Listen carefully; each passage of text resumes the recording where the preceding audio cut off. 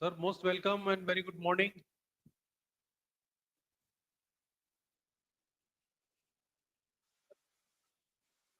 Yes, sir. Thank you, sir, for being with us because you know that our today's chief guest is Dr. DG sir of CCREM, and we will start the program as soon as possible. Then sir will. Okay, go ahead. Good morning, dear participants. Respected DG sir, who is our chief guest of today's inauguration ceremony. Director sir, PSO Jayanti madam, PSO Burma sir, Gupta sir, and some participants to lightning of the lamp. It will be the beginning of the training program.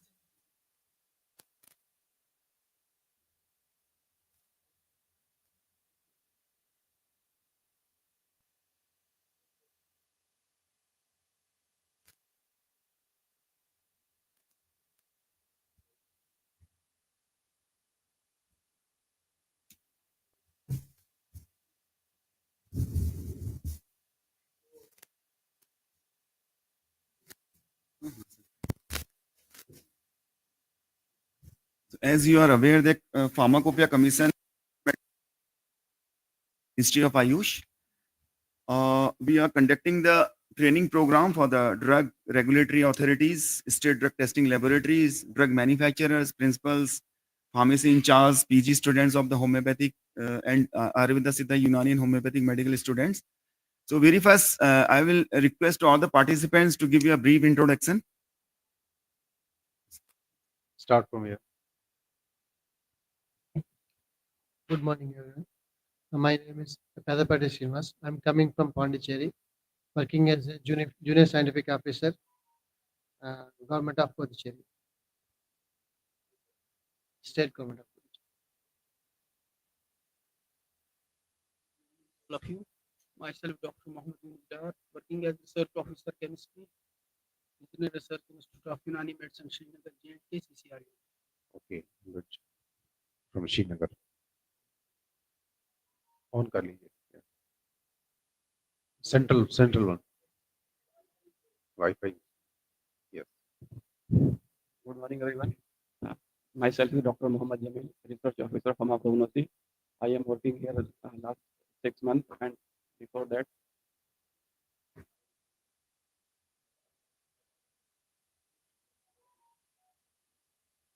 Okay, great.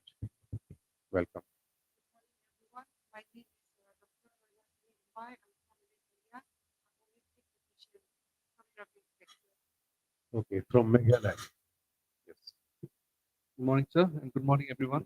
Myself, Dr. Devrat Das, working as the Ayurvedic physician, Civil Hospital Sura, that is again from Meghalaya. Recently, I've been given the in charge of drug inspector, my district, West Garhwal.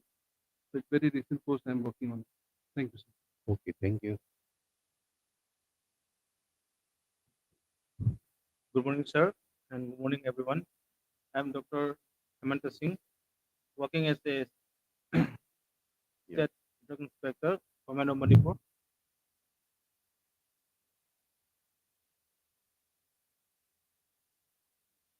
Good morning. Good morning, everyone. My name is Dr. Kojam Nandraj Singh, Drug Inspector, IUS, Quality Control of ASS and IS Drug Directorate of IUS, Lamphepar, Manipur. Good morning, sir. My name is Rakesh Kumar Sharma. I am as a technical manager in SR Lab, Jaipur, Rajasthan.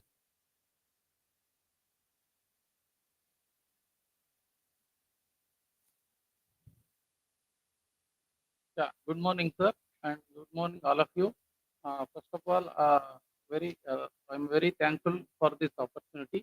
I am Lokesh from Himalaya Wellness Company, Bangalore. I am working as a senior research scientist. Day to day, I am taking care of complete method development activities and quality control and regulatory related issues. Thank you, sir. Okay, thank you. Myself, Dr. Satyavan Singh from Andaman Nicobar Island, working as ex-officer drug inspector in health department. Okay, thank you.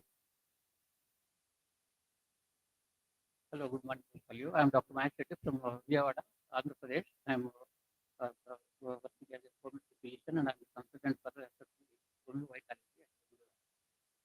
Thank you. Good morning to all. I am Dr. Chinta Ravinder, recently retired from Central Council for Research Innovatory as Assistant Director, Scientist 4. And now I am the technical advisor to the SSB Home Vitality India in Andhra Pradesh state. Okay, good.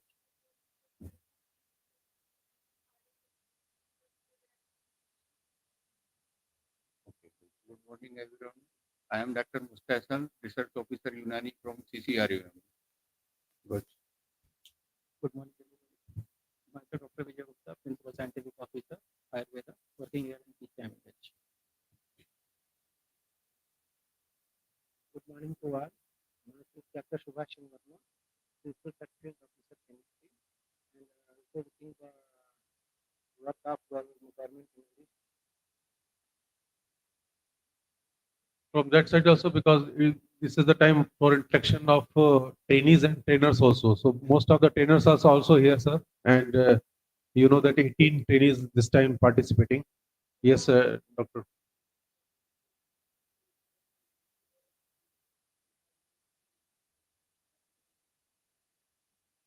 In chemistry. Yeah. Microbiology.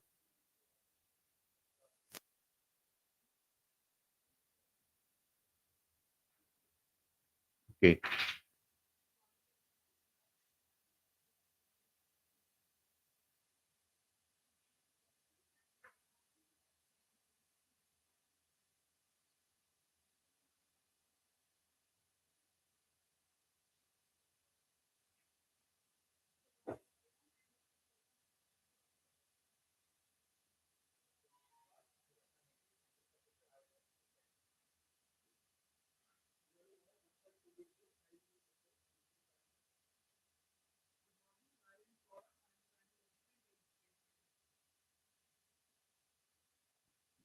Good morning to all.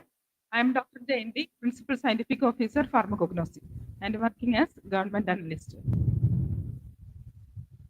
So, sir, you can see that every time after 3 months, means quarterly, we are arranging this type of training programs to the stakeholders of the ASU and H. Not only the stakeholders of from the government sector, but also we have recently opened for the private sector also and the academicians also. So about 15 to 20 participants every time we have registered. This time also about 20 participants registered, but two of them not due to some reason not making possible to attend the same. But 18 participants are now attending this 5 days training programs. And from the different parts of the country, we invited drug inspectors or government analysts or academicians or any uh, uh, industry participants also in these programs. So before starting other things, I want that please give some remarks as our chief guest of today's. May I know that due to some reason you are not physically available here. So please uh, uh, go ahead, sir.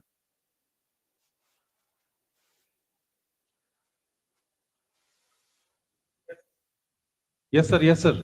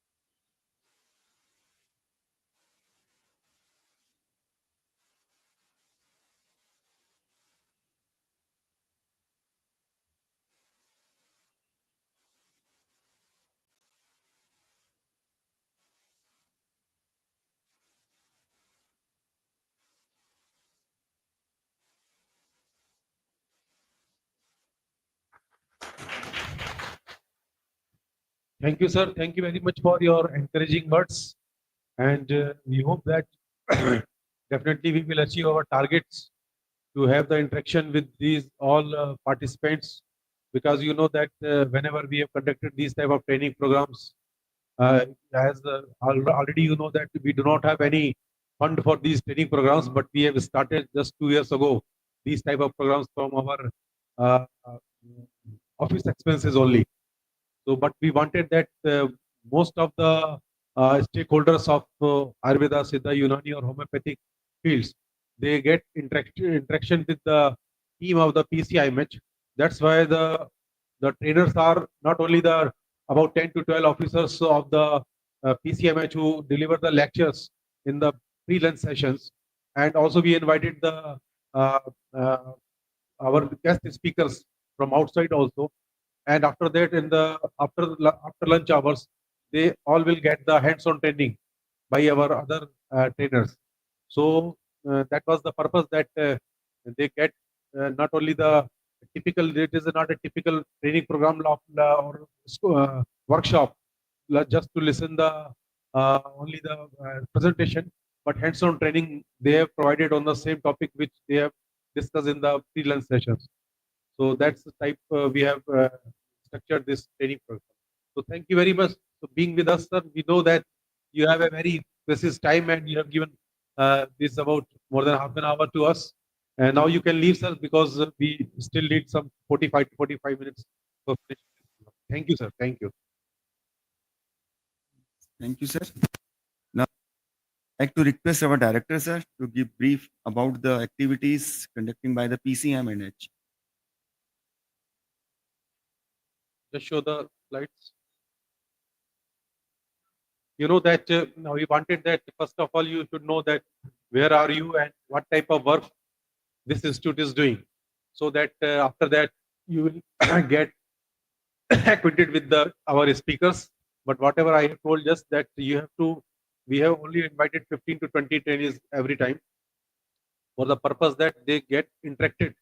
We wanted that you have to just not listen the only the see the presentation, but also interaction with the speakers who came from the outside, but also interacted with our team also.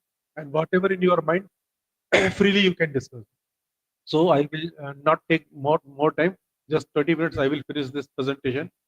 That you know that previously we have two laboratories in Ghaziabad from the 1970. That is PLIM, Pharmacopoeia Laboratory for Indian Medicine, and another is HPL, Homeopathic Pharmacopoeia Laboratory from 1975, which are located just nearby, about 2 kilometers away from here, in the rented building in the CGO complex 2. But later on, from about 2007, these two laboratories shifted in these two buildings. From here, we have previously the HPL laboratory, and in another pocket 2, we have PLM. But 2020 onwards, one subunit office was found. That is, one autonomous institute was found, PCIM, Pharmacopoeia Commission for Indian Medicine, and later on homeopathy was added in 2014, and finally in 2020 onwards, all these three institutes, means the autonomous institute of PCIMH and also the two subunit laboratories of Ministry of Health, they get merged, and now it is a subunit office under the Ayush Ministry as a PCIMH. Yet that you can see that this is pocket 1 where we are sitting, and this is pocket 2, and we have also pocket 3 where we have a herbal garden, which is very old plantation. You can see when you will visit today or tomorrow, and in total about more than 8,000 square meter area we have build up area out of about 18 acres, that is about 6.5 hectare land. Most of the big pocket is pocket 2 where 4 hectare land we have, and we have different sections like chemistry, microbiology, cognosy, pharmacology section in this building, and also the phytochemistry museum and herbarium and pharmacognosy section in the another pocket 2. And also in all the 3 pockets we have 3 gardens. We have a homeopathic drugs exotic species garden just behind of this building in pocket 1. We have our ASU gardens in the pocket 2 also, and pocket 3 is already very old plant and trees of the medicine plants in pocket 3. Instrument wise, you will see that we have different instrumentation like UPLC, or 2 HPTLC, ICP OAS, and other required instrumentation for pharmacognosy also, like microtomes, digital microscopes. We have GCMS, MS also. Our vision is to be a nodal agency for establishing the quality standards for drugs for our this Indian system of medicine and homeopathy. When we say Indian system of medicine means Ayurveda, Unani, Siddha, and now Suvarikpa is also added in that. And so our mission is to formulate these quality standards for these ISM and homeopathy drugs, and also to work as a central drugs testing cum appellate laboratory. Appellate laboratory means only the sample of appeal samples which we receive from the court.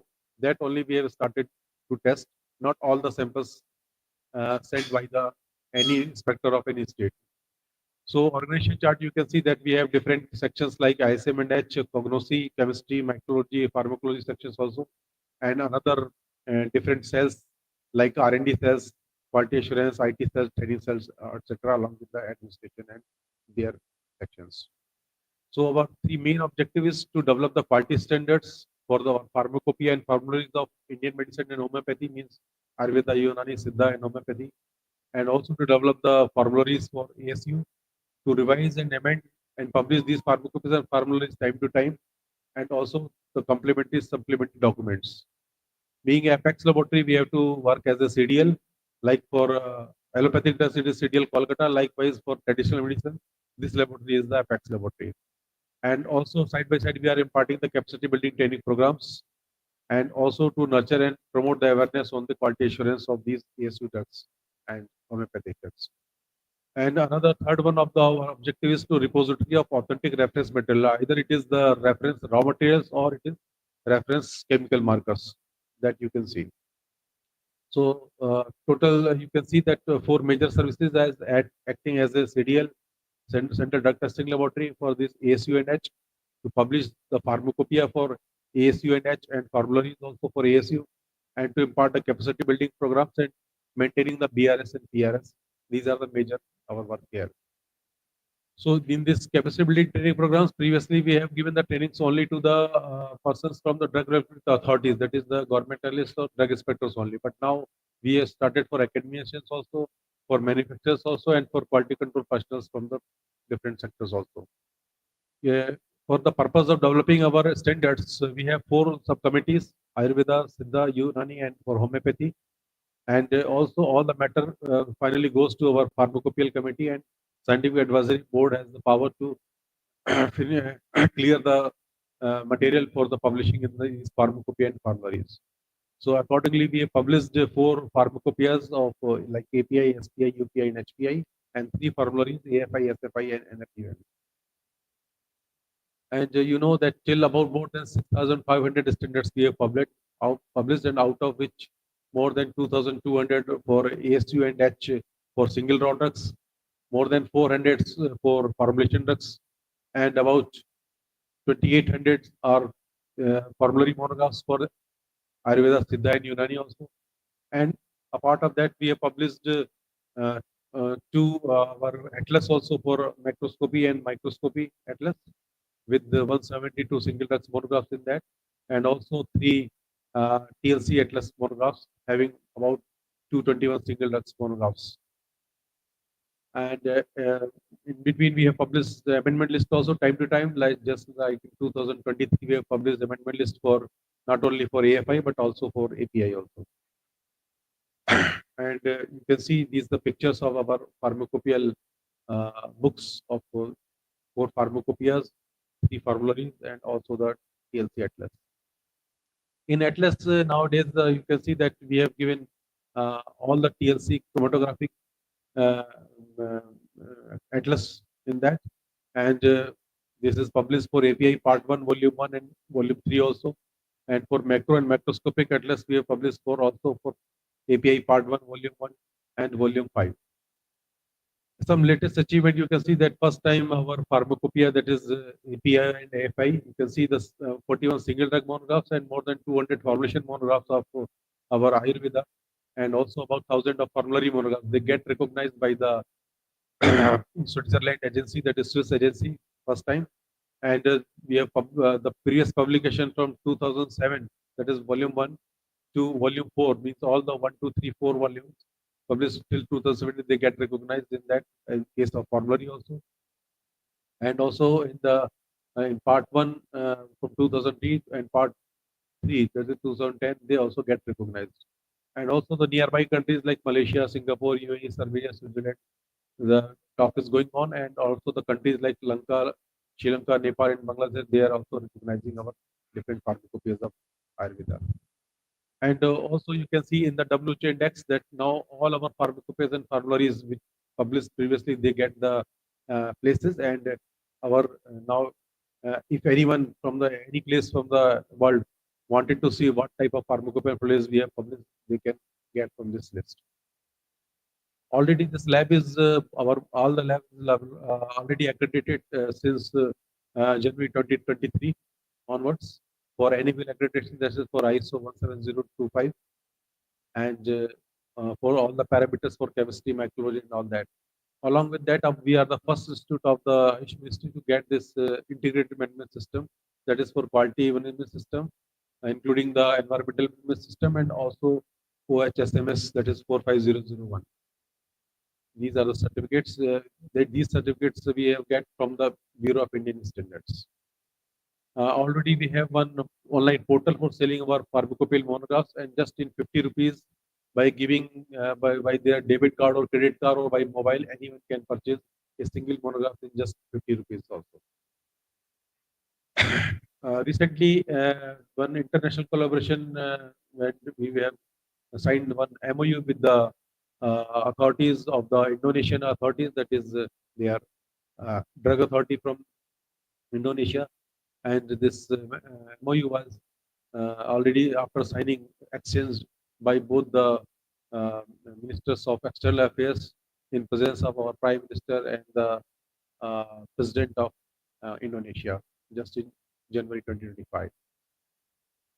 From other institutes also we get collaborated, like with the Sri Krishna Ayurveda University at Haryana, Jamia Hamdard University in case of Unani medicine from New Delhi, and also NIPER Mohali, and with the NIA Institute of Ayurveda Jaipur, it is under Ayush Ministry, and also with from the last 3 years with the Indian Pharmacopoeia Commission for developing about 1 hour for 1 standards monographs, and also with the MIT University of Noida, and another about 4 to 5 MOU has to be just going to be signed with the CSIR laboratories like CMAP and NBRI also, and also with the IHBT, CSIR IHBT at Uttarakhand, and also with other institutes.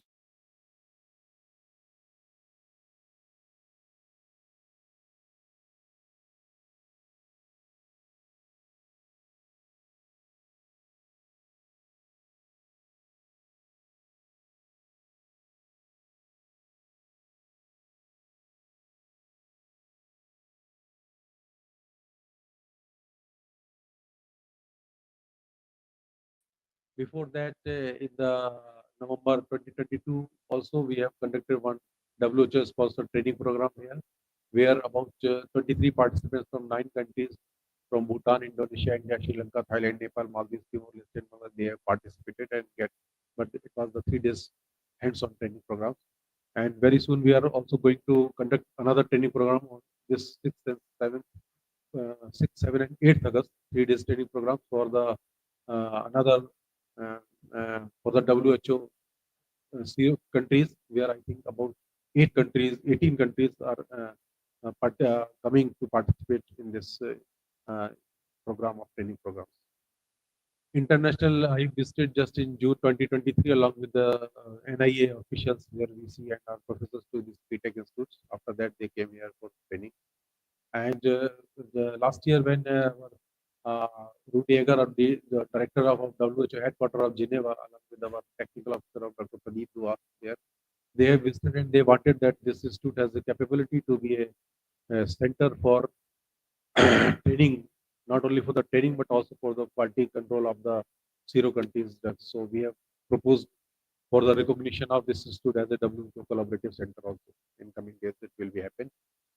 So under the capacity building training programs, you know that already the drug regulators, enforcement authorities, all they have we have invited and given the trainings, and from last 2 years, I think about 9 trainings already we have conducted, and maybe it is 10th or 11th training programs.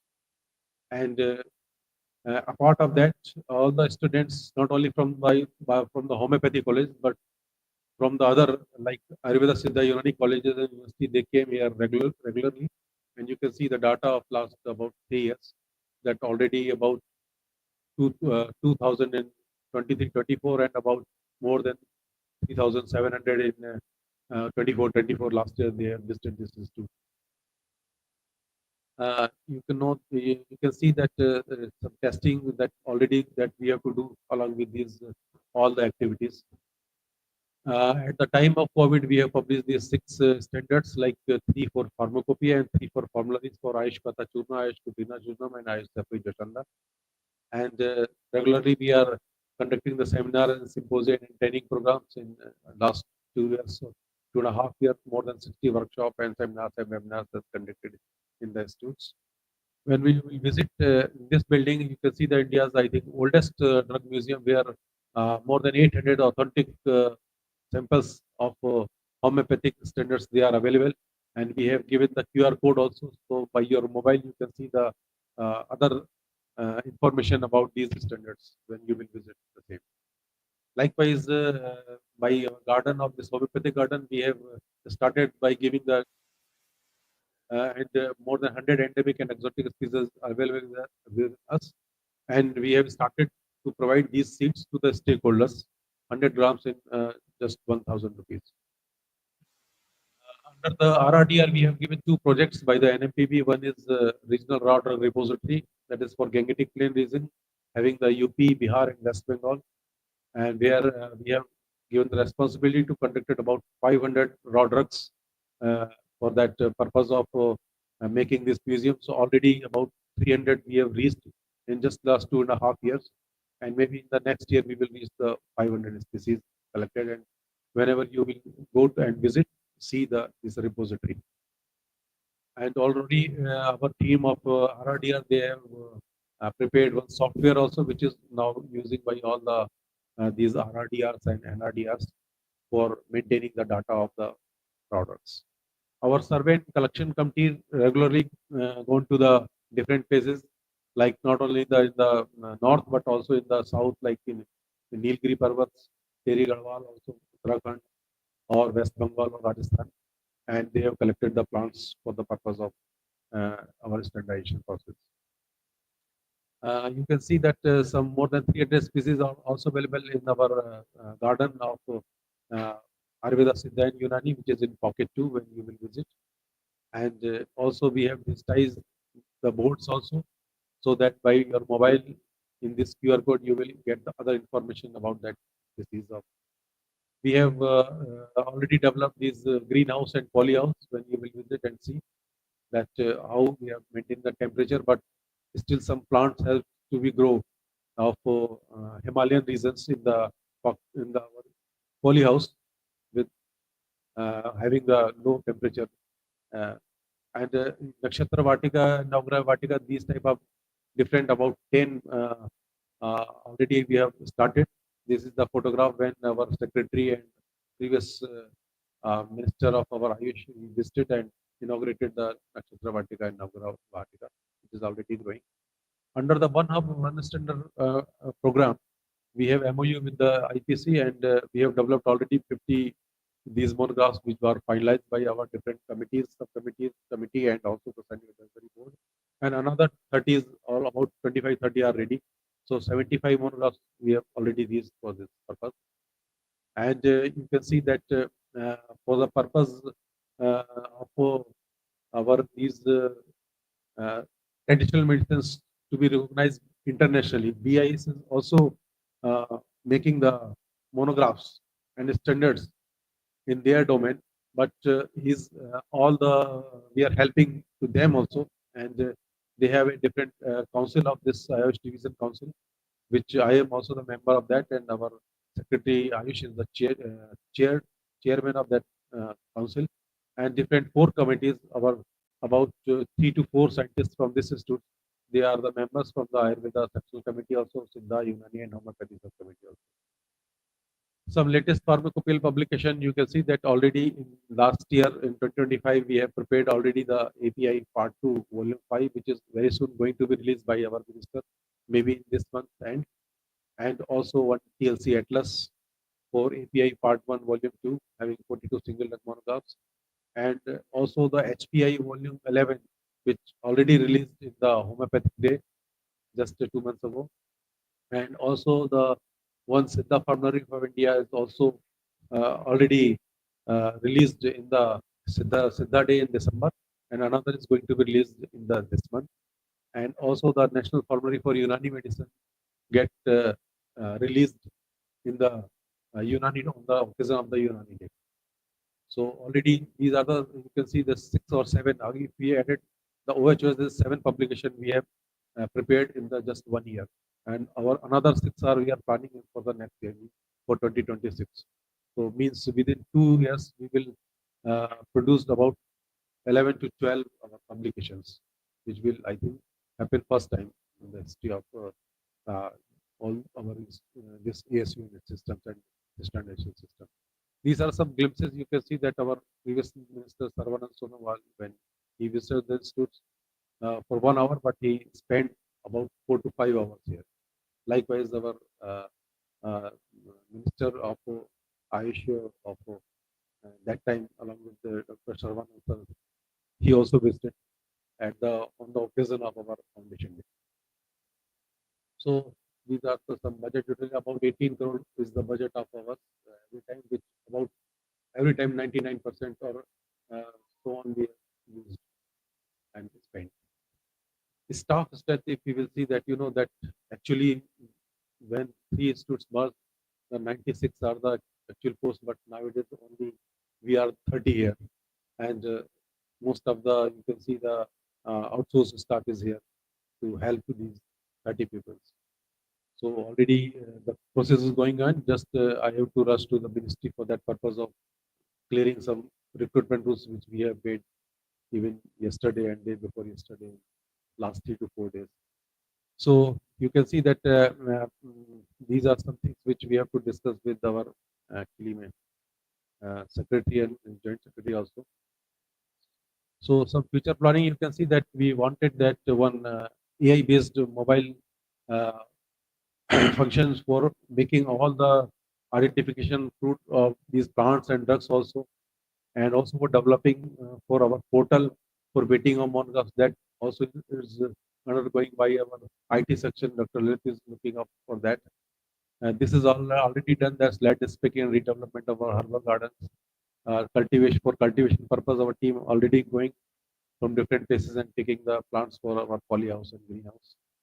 And already, which I have told that in about August 6 to 8, we are going this WG1, there's WHO IISH workshop is going to be held here.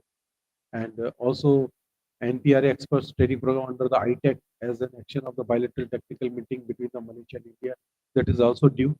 Maybe very soon from Malaysia, some TDs are coming to us. Maybe we will give the time to them for this October, November, or December, so that they will also get the trainings, international training programs. Already we have proposed one G+5, that is 6-story building in the pocket 2 also for new state of art laboratory, so that our all these sections of chemistry, our pharmacognosy and microbiology, they will be updated as per the requirement of the different international norms nowadays. So we also in the process of establishing a phytochemical reference standard laboratory with the help of CSIR also, and upgrading our microbiology laboratory very soon. So this is another program not related to this. So thank you very much. I think everything is covered. ये presentation आप लोगों ने दूसरा दे दिया. Whenever you will wanted to, you can see our website also every time, whatever activities going on, or we have put up in the not only the website but the social media also. So you can interact with us for that purpose also.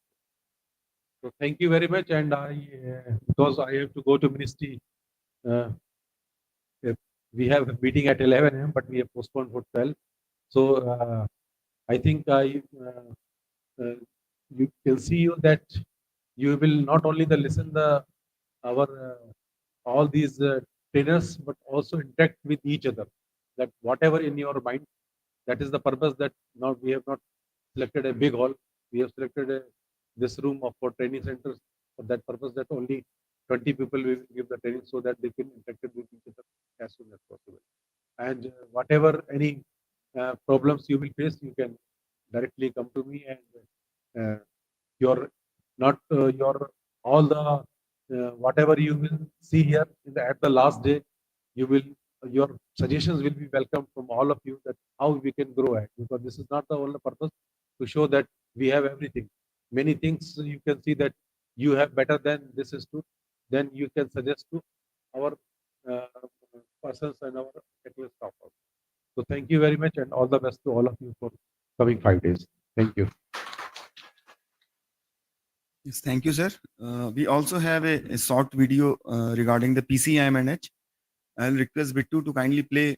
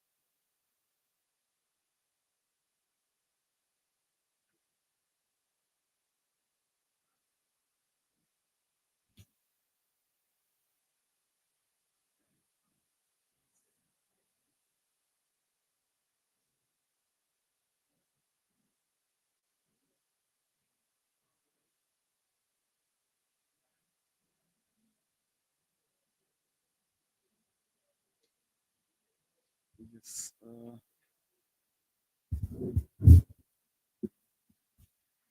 So today's we have two sessions.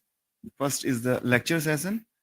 There will be the two lectures. One will be the pharmacopoeial parameters for the quality control of Ayurveda, Siddha, Unani and homeopathic drugs. That is the pharmacognostical aspects by Dr. Jayanti, PSO Pharmacognosy. And second lecture will be delivered by the Dr. Shweta Mohan, Scientific Officer Chemistry, on standardization of metal and minerals drugs used in Ayurveda, Siddha, Unani drugs. So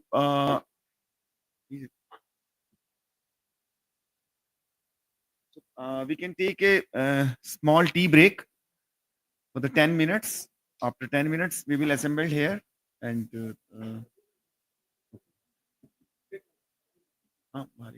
we will go for the outside for the tea break.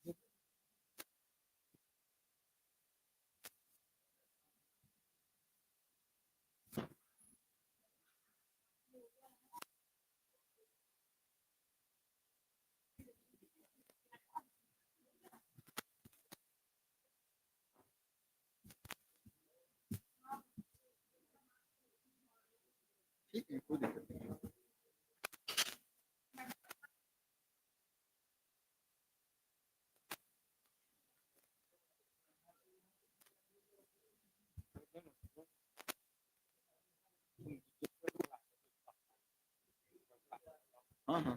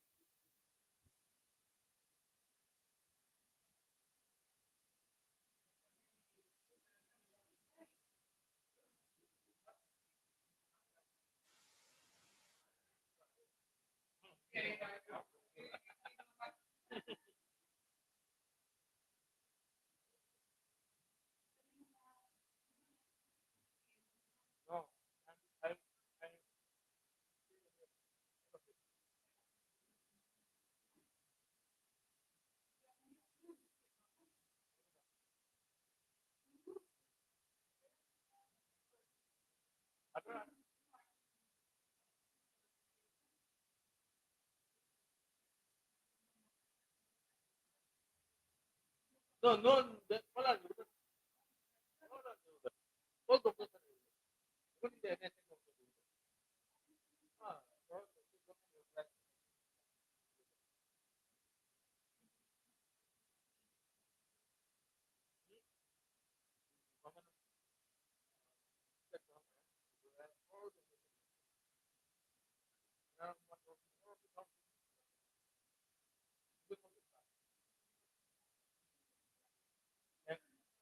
And after this moment, they are not sure.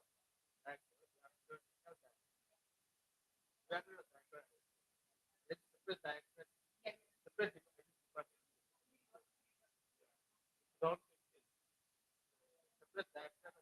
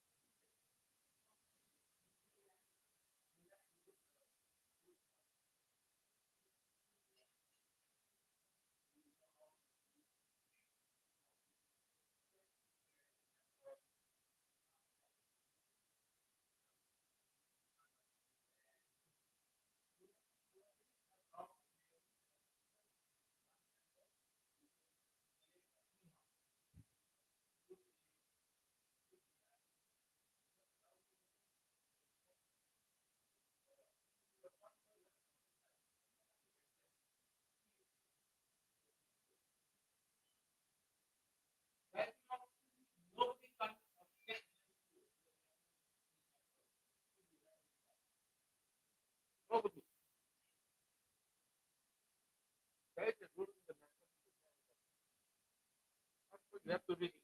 Otherwise, you will not able to do the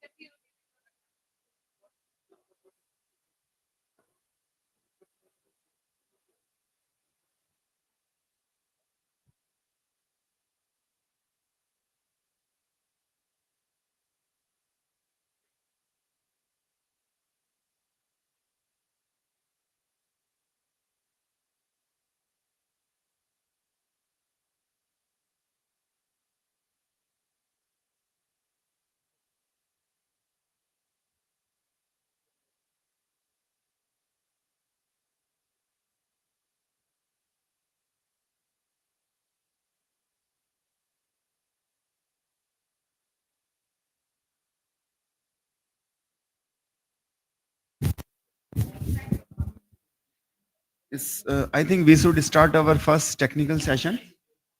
After this technical session, we have a hands-on in the pharmacognosy section. Our first speaker is Dr. Jayanti A. Jayanti. She is the Principal Scientific Officer in Pharmacognosy section. He is head of the Pharmacognosy section. She is PhD in Pharmacognosy from the University of Calicut, Kerala, and Kannur University, Kerala, respectively. She is having more than 30-year research experience in various aspects of the medicinal plants like collection, in situ and ex situ conservation, harvesting, primary and post-processing, storage of medicinal plant, pharmacognostical identification, authentication of raw drug, preparation of quality standards. She is also the co-PI of 2 projects funded by the National Medicine Plant Board. One is the regional raw drug repository and second is the herbal garden for the pharmacopoeia species. She is also having the capacity of the government analyst for the Ayurveda, Siddha, Unani and homeopathic drug. She is also the quality manager for the PCIMNH for the NABL scope. She is actively engaged in the publication of the Ayurveda, Siddha, Unani and homeopathic pharmacopoeia.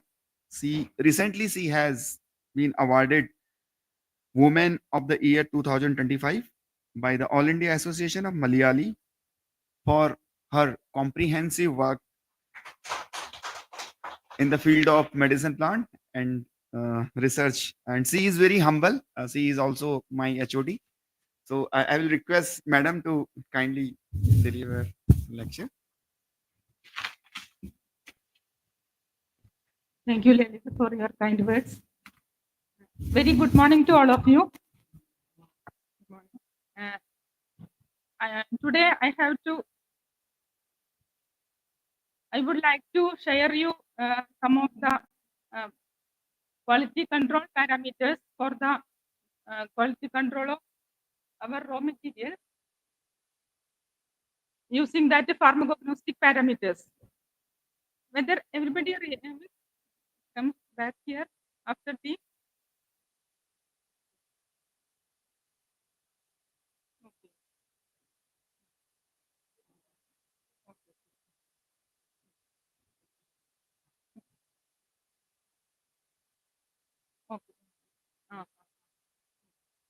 and first of all, I want to know that who else are working in microscopy field. Microscope work कौन करते हैं? Among you in pharmacognostic section. But everybody knows that what is pharmacognosy, because we know that that is the complete study of raw materials which are used in our traditional systems of medicine. So these raw drugs may be part of plant or metal mineral origin, or it may be a zoological origin. There are so many different types of raw materials, and it is not the study within the lab. From its origin onwards, we have to go for the quality control. That is general work. Here I am more concentrating only on pharmacognostic parameter. All other are see, if we are getting a poor quality material, certainly all our standard and our whatever we are using, that our final product, it will become with the poor quality. So first of all, when we are cultivating something, or when we are collecting something from the natural field, that time onwards we have to take care, because we needed good quality things. And similar way, if we are cultivating that also, we have to follow some good quality cultivation practices, because nowadays everybody knows that earlier time nobody was using any chemical fertilizer or anything, even for our crops also, just like wheat, rice. For that, nobody was using that fertilizers, because when I was in my former institute, there was one estate department and one estate manager was there. He told a story to us, because there are so many medicinal plant gardens in that is also, it was uh, means huge land, and there we were cultivating a number of medicinal plants for the factory purpose. That time there was a agriculture officer, retired agriculture officer, for looking after all these things. So he told that when he entered into his government job, that time nobody was using any chemical fertilizer. Agriculture officers are mainly concentrating only on commercial crops. So they means छिपाकर उनको कुछ fertilizer, especially urea like things, nobody was ready to accept it. Any of the farmers were not ready to accept that chemical fertilizer. That time in the night they were means hide करके they were using they means ऐसा use कर दिया this urea and other chemical fertilizer in the field, and after 2-3 months they showed that difference, and they have unmarked some area and they showed that see the growth of this what is the that difference in the growth of that paddy and other all other plants in their where they have used that chemical fertilizer, and they showed that see in this much area you didn't use any chemical fertilizer. Without your information, in the night we means, added some fertilizer in your field. So this is the difference in the growth. Like that they showed them if they are using such chemical fertilizer, your crop means, will be more, and like that they showed them that in the field itself they showed them and forced them to accept that chemical fertilizer. Then only everybody started using that chemical fertilizer. But he told that at the time of his retirement, he was teaching everybody don't use chemical fertilizer, don't use pesticide like that. Because after that, everybody was used in that much quantity of chemical fertilizer and that pesticide. Nobody can't control them. Because earlier time, everybody was going for natural type of cultivation. But after that, these officers only and forced them to use this one.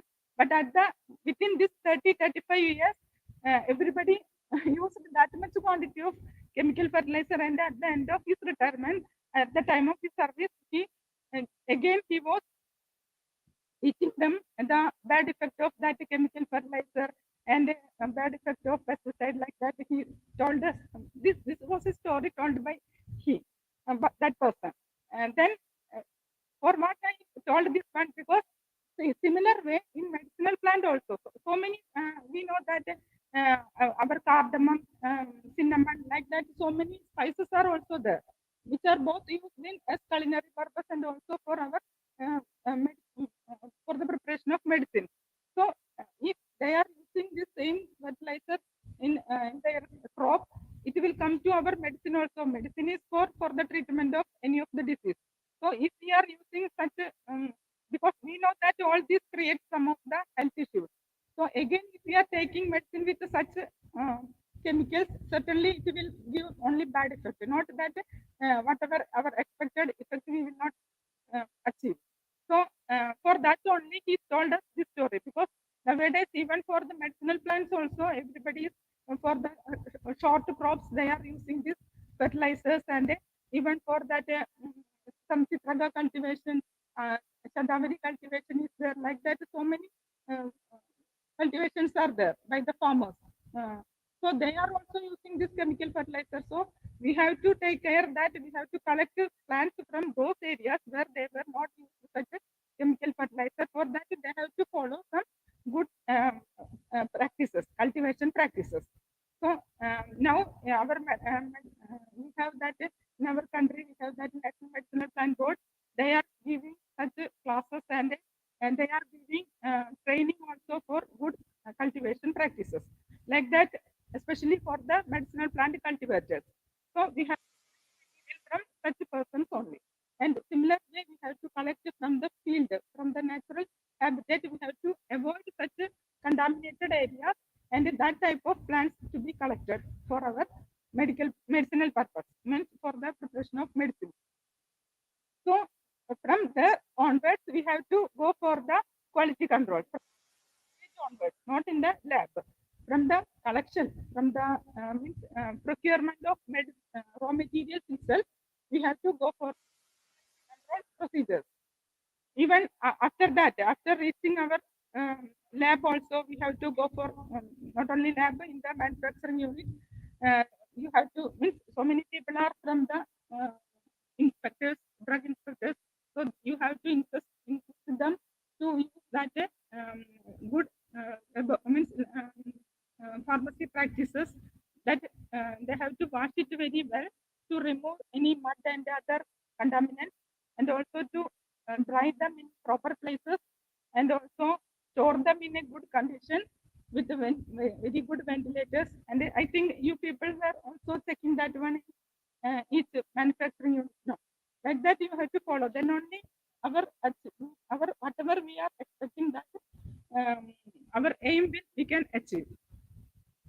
And another way, you people, I have to tell another very important thing also. Now, Dr. Lenz already told that we are running two important projects funded by NMBB. One is Regional Road Repository for Gangetic Plain region. In that, we have to collect raw material from the Gangetic Plain region. We have to cover 3 states, UP, Bihar, and West Bengal. In addition to that, we have to go for the market survey also. We have to collect material from the important markets of these 3 states, and we have to analyze that genuinity of that drug.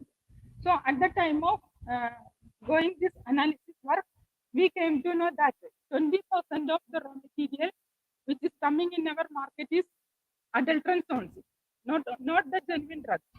Very spurious, poor quality raw materials, that also adulterants.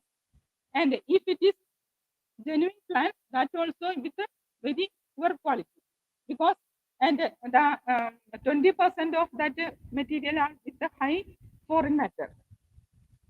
Even mud pieces are there, stone pieces are there, and if we needed leaf, they are giving that with just like sugar, that also in cut pieces. So large stem pieces are there, leaves are there, like that. So many things are there. So why I am giving this information to you means, at the time of inspecting in the manufacturing unit, you have to, because if it is in the market, if 20% materials are coming with adulterants and 20% are with this much high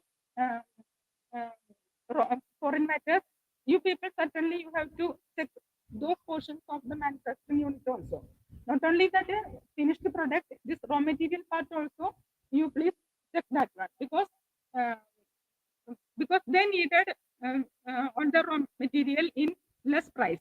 So certainly they have to compromise with that quality. So they will get only poor quality material. So if nowadays we are facing a very great issue also, because we are setting that pharmacopoeia standards, but some of the people are telling that, manufacturers are telling that these pharmacopoeia standards are not matching with their standard. Whenever they are preparing that medicine, they have to develop their own in-house standards. That time it is not matching with our standard. Its main problem is due to that raw material, because especially with the proof we have that evidence also, because at the time of COVID period we prepared that Ayush Quadra and their standard also set, and at the same time other manufacturers also developed that Ayush Quadra, and their standard is not matching with our standard. That time we asked our chemistry department after that raw material, and we identified that one, because instead of tulsi leaf, they are using that whole tulsi plant. So the quantity will be to maintain that if you needed 5 kg tulsi leaf, they are taking 5 kg tulsi plant SH, except that root. So there may be all the parameters, especially physicochemical parameter, never match with our standard. And if it is, we have already checked that so many other foreign matters along with that raw material. We are not telling from the whom we collected that raw material, because for along with that raw material, even with that cinnamon, we got so many other materials also. Instead of bark, so many other some foreign metals itself. So if they are preparing medicine with such material, certainly it will be away from that our standard, and it will not give that good result also. So that's why I have given such information, because whatever we have from our research study, whatever information we collected, that we have to share with you people. Then only whatever our aim to develop our whole system. Even Ayurveda, Siddha, Unani, homeopathy, all system we have to develop. So, or whoever are working in this field, so we have to take more care. And so, for that only, I have given this just a small, from my experience, I shared all these things. Now, let us go to that pharmacopoeial parameters. Actually, now I have already told that what is quality control, because that is the process for maintaining the quality and the safety of that drug. And it includes confirmation of identity of that raw material and the determinants of quality and purity and the detection of nature of adulterants. All these we can carried out by the morphological, microscopical, physical, physicochemical and biological analysis only. When we are going for that quality control, we have to face some important issues. That is, one is that external issue, another one is internal issue. External issue comes that the contamination with the heavy metals, pesticide, microbes, like that. And another is adulteration with the poor quality with other materials. And misidentification. This misidentification means we know that same plant is known by different names, local names in different places. Similarly, different plants are known by same local name, in different places, same name may be given to different plants. For example, Ashoka. We know that actual Ashoka is Saraka Ashoka. But here in UP, everybody knows that this is Ashoka. Our Polyalthia is known as Ashoka. They are giving Ashoka name to that plant also. And after that, we are telling that Saraka Ashoka is the original Ashoka. So everybody is calling that plant also Ashoka. And one more plant is there, that is Trema orientalis. In some places, that also known as Ashoka. So all this makes it's a main cause for the adulteration. Because I told you, 20% of this material are coming in the market as adulterants. One material is this Ashoka. I have done this adulteration study in 1994. 1995, I presented one poster presentation in Kerala Science Congress. That time I got that poster award also for this study. That time onwards, we were behind this Ashoka. But still in the market, we are getting that adulterant Ashoka only. That is mainly another issue. It is mainly because in main materials are coming from West Bengal. In West Bengal, that Shoria robusta has also the same name, Ashoka. So that bark is mainly coming in the market. Shoria robusta bark is coming as Ashoka in the raw drug market. Polyalthia is not that much coming, but very rarely it is coming. Even though it has that Ashoka name, it is not coming, not in the market. Only in few places it is used as adulterant. But yes, I will show. And it is mainly because of that non-uniformity of the local names. That is main. That's why complexities. It is mainly used for the next one. That is internal one. No. I have told about external, mainly about that external issue. Internal issue is complexity of drugs means that is mainly about that final product. We know that all our traditional systems of medicine are not a single ingredient. In the case of paracetamol, like allopathy medicine, we know that only one compound is there.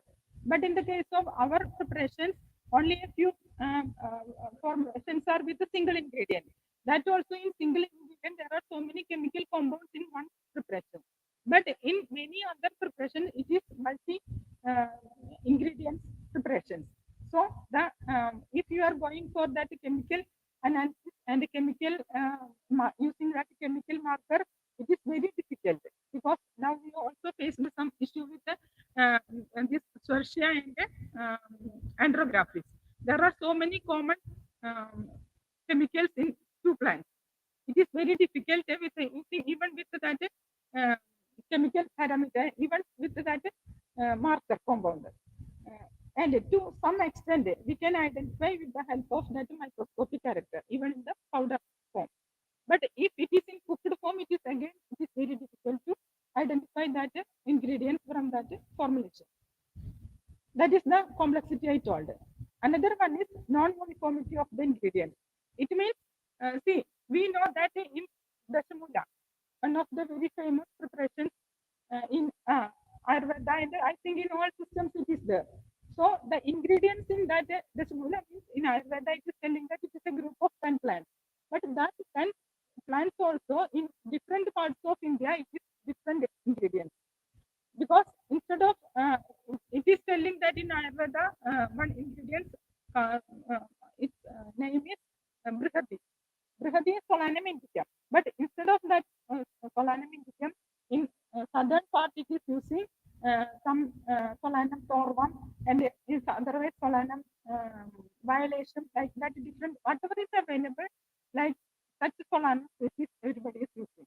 And in the case of Kandagati also, we know that Solanum suratum, otherwise it is another synonym is that Solanum virginiana.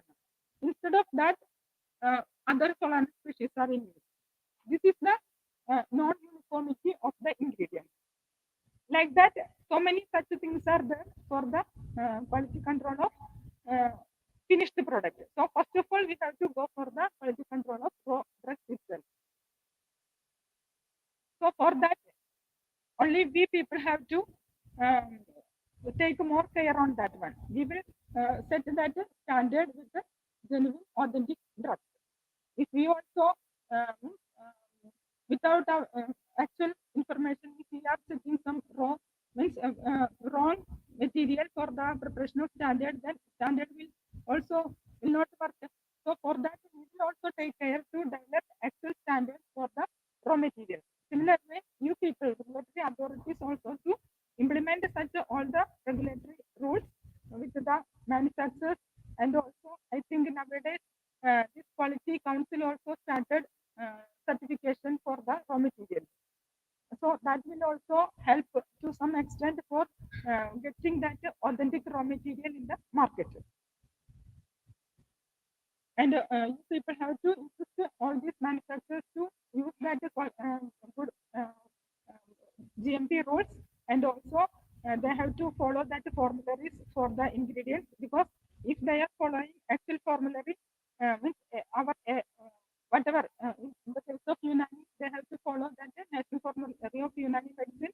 In the case of Ayurveda, Ayurvedic formulary of India, if it is Siddha formulary of India, they have to follow such formulary. And there it has given that for this formulation, you have to use this ingredient. With the botanical name, it is already given. So, to all the manufacturer units should follow such use this formularies, and a similar way they have to follow the, for comparing their material, they have to follow our pharmacopoeia standards. So you have to make sure whether they are following all such things. Next, everybody knows that what is single drug, what is formulation, because in all our traditional systems of medicine, these ingredients are known as single drugs, because in single form itself, it is very medicinal. Even ginger, in the case of ginger, we know that we are using it for the cooking purpose. Similarly, for so many as a home remedy, we are using it for so many ailments as a single drug. That's why these raw materials are known as single drugs, and it is one of the ingredient in many formulations also. And this also, everybody knows that our raw materials are comes from plant kingdom and metal mineral origin, and also animal origin. And the plant kingdom only, and 5% from metal minerals and the 5% constituting the animal kingdom. And in the case of plants also, different parts are in use, and if it is a herb, whole plant is in use. And in the case of homeopathy, again we face some of the issues because they are telling that whole plant, but when they are taking material, at the time of taking material, they are using that material without root. So that also, all the I think manufacturers themselves have to take a decision that if in the pharmacopoeia it is written whole plant, you have to take including that root. But in many cases, we have noticed that they are using only that aerial part, but they are not ready to tell it is the aerial part. They are telling that it is whole plant. According to them, all the parts of the plant above the air, above the soil is a whole plant only. But if we have to tell it is whole plant, that root also should be in the raw material.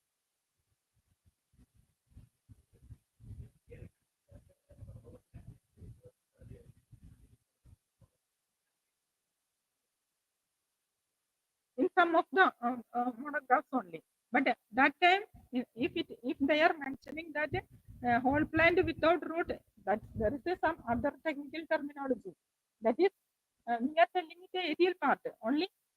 Part above the soil is known as aerial part. Either they have to use that word, otherwise it becomes very confucius about the manufacturers, because in some cases they are using whole plant excluding root, but at the same time whole plant they are writing whole plant, but in the when they are using, because we are not getting actual material from the market, so market or any other places, so we are asking the manufacturers to provide that material whatever they are using. That time we came to know that instead of whole plant they are using material without root, but in the monograph it is written whole plant. So that also to be taken care. And in addition to these all different parts, we are also using that derived product, that is unorganized drugs, that is just like gums, resins, oleoresin, oleogum resin, and solid extract like we are taking that musabar from the aloe vera, and juice, volatile oils, fixed oil. All these comes under that derived product. And we have already discussed about the quality control and why we are going for such thing, to give our product with good quality, to bring our product with good quality, and then only it will help for the treatment of our diseases. So among these, in its quality control, first step is that identification of plant, its authentication, whether it is genuine. So for that, first method is using that botanical parameters, especially it is otherwise known as pharmacognostic evaluation, because botany deals with all dry and fresh everything. It deals with all the aspects of study of that plant. But here, especially, we are concentrating only on raw materials. So we are calling it as, in another word, it is known as pharmacognostic evaluation. It is it covers that organoleptic evaluation, microscopy, and microscopy. What is organoleptic evaluation? From the name onwards, from the that terminology itself, it is clear that using our sense organ, we have to first itself, whenever we received a material, using our sense organs, immediately we can, to some extent, we can identify that material using observing its color, texture, odor, taste, and structure. In color, everybody knows that what is meant by color, and the texture also everybody knows what is when we touch that material, how it feels to us. And odor is the smell of that material. There are some procedures, standard procedure for taking that smell of that material, because from the market, if you are collecting material, it may be exposed for a long period. So the external part will not have that much smell. So in such cases, we have to break it and we have to take the smell. Otherwise, we have to powder it and keep it in a polythene bag. And when we open that one, what smell we are getting, that is the actual smell of that odor of that material. And similarly, for taking that taste also, there is some standard procedure for that. that also we have to powder that material, and using a wet glass rod, we have to take a pinch of that powder and keep it in our tongue, which is already washed with clear water. And another one is fracture. Fracture means when we are breaking that material into two pieces, especially root, bark, everything shows such pieces. So when we are breaking it into two, what is the appearance of that cut surface? According to that appearance, there are some terminologies also. That is short. Short means we will show you in our hands-on training also. When we are breaking it into two, that is surface will be very clear and even. Such breaking is known as short. That fracture is known as short. Then in some cases, some protuberance will be there, granular protuberance. That time we call it as granular. And if it is just like a spindles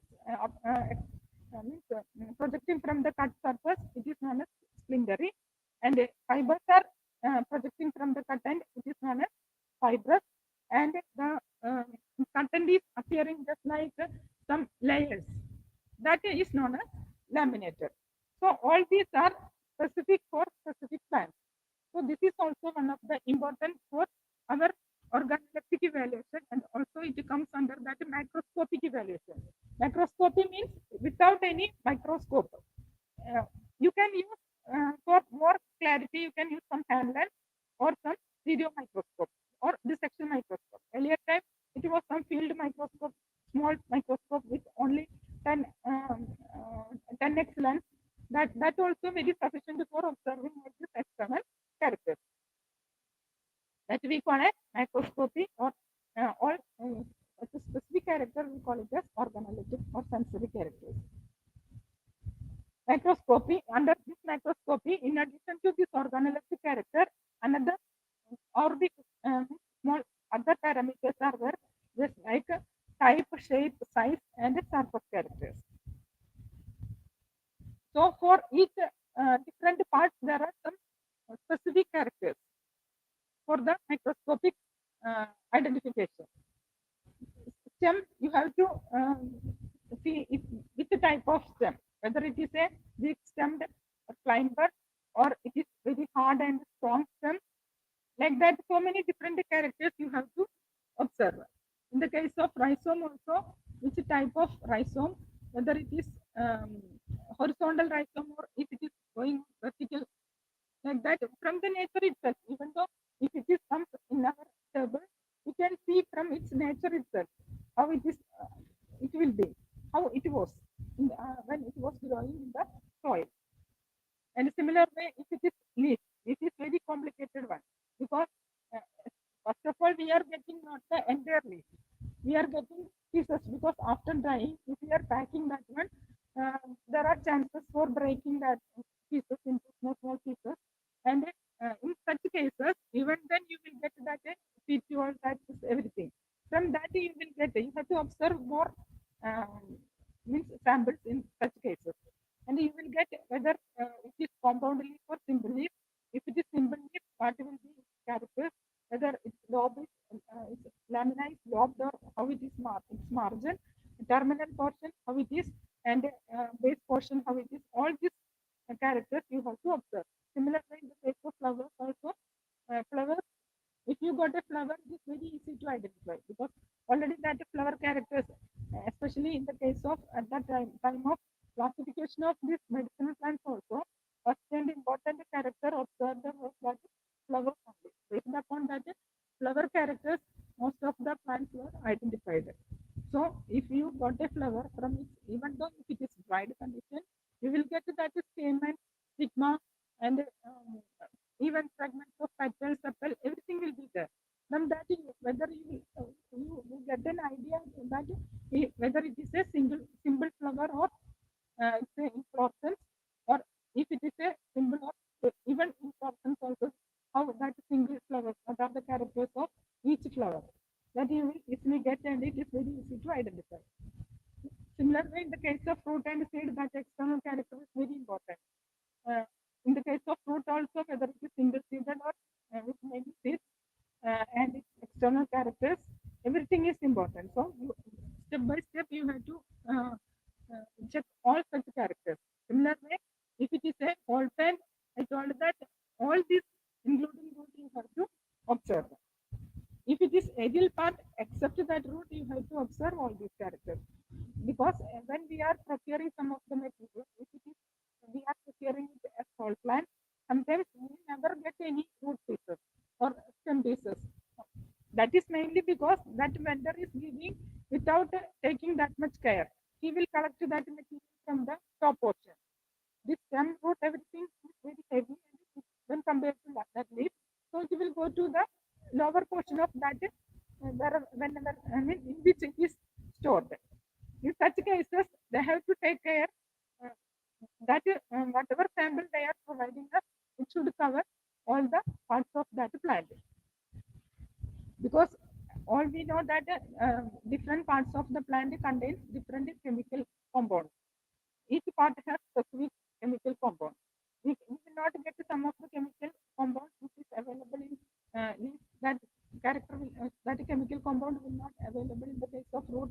So if it is a whole plant, it should be cover all the parts. And these are, I already told that in the case of leaf, you have to observe whether it is simple or compound leaf. And in simple leaf also, there are different terminologies for according to that shape and its appearance. Similarly, in the case of compound leaf also, there are different observations you have to make. And this is regarding that margin and also upper and lower portion of the leaf. Because this everything nobody can do. Some of the taxonomists can easily observe all these things. But if you are not that much acquainted with all this character, you have to refer that such guides. And also there are so many such taxonomic books also for getting character of each species. And even our pharmacopy also it is already described. And according to that, whole plant, we have to observe its phyllotaxy itself. Because even though that leaf is fell down from the stem, certainly petiole, prominence of petiole will be there. From that itself, you have to identify its phyllotaxy. So, if we needed a plant, comes under that Rubiaceae family, certainly it will have opposite leaves. So, if you got a material with alternate leaves, you can decide that this is not our plant because that plant comes under Rubiaceae. Rubiaceae has a special character with the opposite leaves. So, from that step onwards, you can, from the first observation itself, you can think that this is not our given plant. So, each plant character has its own diagnostic importance. And if you are observing that external surface of a leaf, this trichomes also is very important among the related species. If you are going for a same plant from same family and also same genus, the species has you can distinguish that species, related species, with the presence of these trichomes. And if it is heartwood, just like sandalwood and Chirocarpus wood, like that, and Achilleria wood, everything has its own nature, heaviness, hardness, everything is there. Similar with grained nature. That this grain appearance is given by the presence of its medullary veins. So, if you are stretching that one, how it appears, that surface, how it appears, it's known as grained, nature of graining of that root. So that is also very specific to each species in the case of heartwood. And the appearance of and presence of that growth ring also very important according to that species. Because in the case of gymnosperm wood, citrus, pinus wood, everything is in use. Heartwood is the useful part. In such cases, that growth ring is very important. In the case of citrus and pinus, both are comes under this gymnosperm, and its color is almost similar. Smell also, there are some differences, but for a common people, it is very difficult to identify. In such cases,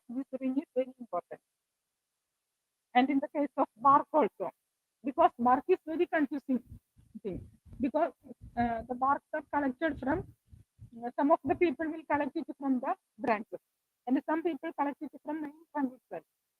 The main trunk, if they are collecting from the main trunk, it is that much matured and it will be that much thick also.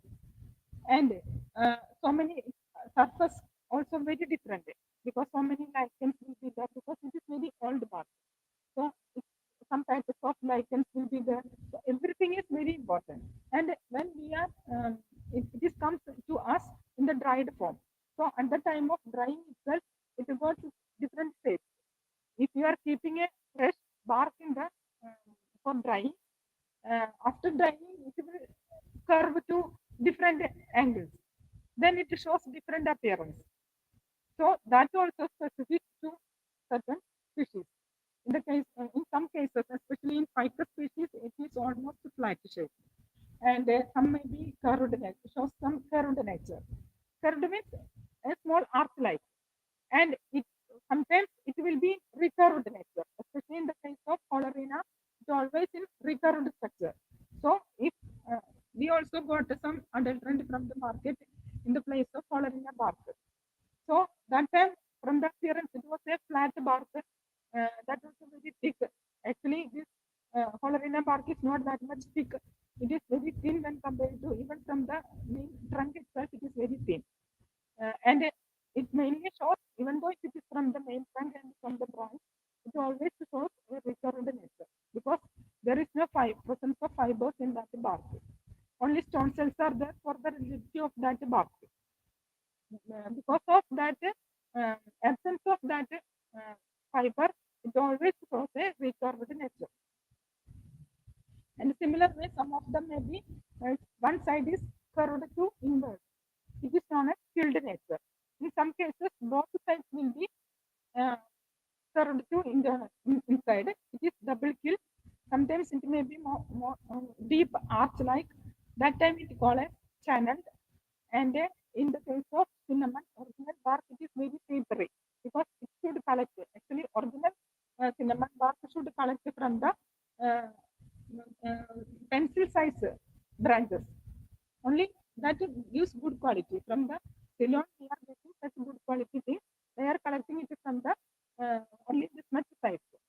It is always like that only. So they will switch. First they remove that external cork and then switch that stem and remove that bark and it is keeping for drying. That time it when it gets half dried, that time they will pack it in one inside other. So it will be always in a compound kill structure. It is mainly because to avoid that when it was exposed to the air, that volatile oil, everything will be there are chances for losing all the things. So to avoid that losing of that this volatile oil and other important compound, they are keeping it in a compound chilled nature. And not only that, there are chances if it is very thin bark, there are chances for breaking into small pieces. That also reduces its quality. So to avoid all these things, they are keeping it in a compound killed nature. So this is very important for the identification of original cinnamon bark. Then we come to next stage is our microscopy. If first of all, from the meaning of the raw material, if a person is very much experienced from the, especially in the case of that manufacturing, there are some special persons. Somebody has some such skills were there. That time, from the external character itself, they can immediately identify that this is not the genuine pet. Remove it. Like that, they will remove that original that adulterant. So, but some people has some doubt. Externally, it has some doubt. It arises some doubt. That time we have to go for the microscopic study. For that, we have to take section and we have to observe under microscope. And each species has its own type of arrangement of cells. That is main thing. Because we know that all the plants are developed by parenchyma, sclerenchyma, fibers, stone cells, xylem, phloem, all compound will be, all different tissues will be there. But its arrangement and presence, where it is present, localization is very important. In addition to that, there are some cell inclusions like the starch grains, crystals, like so many things were there. Everything is very important for the identification of.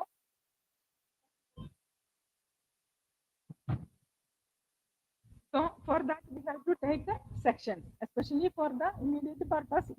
Usually we are taking that hand section, and to clear that section we are using chloral hydrate to clear that section, and it is observing under microscope.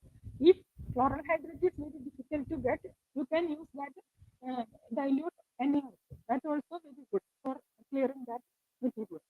And then when we are clearing that one, all inclusions are very, you can identify it very well. It will be visible very well. And then we have to stain it with the various reagents. It is for the identification of that localization of histochemical inclusions. For that, usually we are, as per that pharmacopoeia, there are some specific stains that is chlorogluconol plus points actually used for lignified cells. And because you are thinking that there are, I already told that fibers will be there in many of the plants. So these fibers may be lignified or non-lignified. That also, in the case of cinnamon, it is very much visible that there are some non-lignified fibers in the cinnamon. So this can be identified with the help of this chlorogluconol only. If it is stained with the chlorogluconol, it will be lignified fibers. So that time we have to conclude that it is not actual cinnamon bark. Another one is iodine solution for the starch grains, and perchlorate for tannin, and Sudan for phytolate. These are some of the features with this treating with various reagents. Starch grains will appear bluish black or black in color. And then fibers also. See the fiber, lignified cells, fibers, and this xylem cells. In the case of second, here see, you can see that this is the xylem vessel, and these are fibers in the xylem region. This is xylem fibers. That also lignified, so it got that pink color. And here it is phloem fibers. See, here you will get also some fibers without color, that red color. These are the fibers, but this is non-lignified fibers along with the lignified fibers. And this is tannin. This tannin also we can identify with the help of perchlorate. And next is this one is oil globules. Oil globules can be, we can distinguish it with the help of Sudan red. Sudan black is there. Sudan black gives black color. If it is Sudan red, it gives red color. Even Sudan 4 is also there. That also gives red, red color to the oil globules.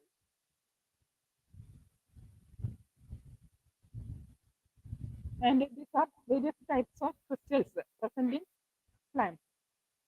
This is known as prismatic crystal. With the shape itself, we can easily distinguish that is prismatic crystal. And this is two different type of crystals. This is cluster crystal, and this is rosette crystal. Because here the crystals are arranged from the in a rosette manner.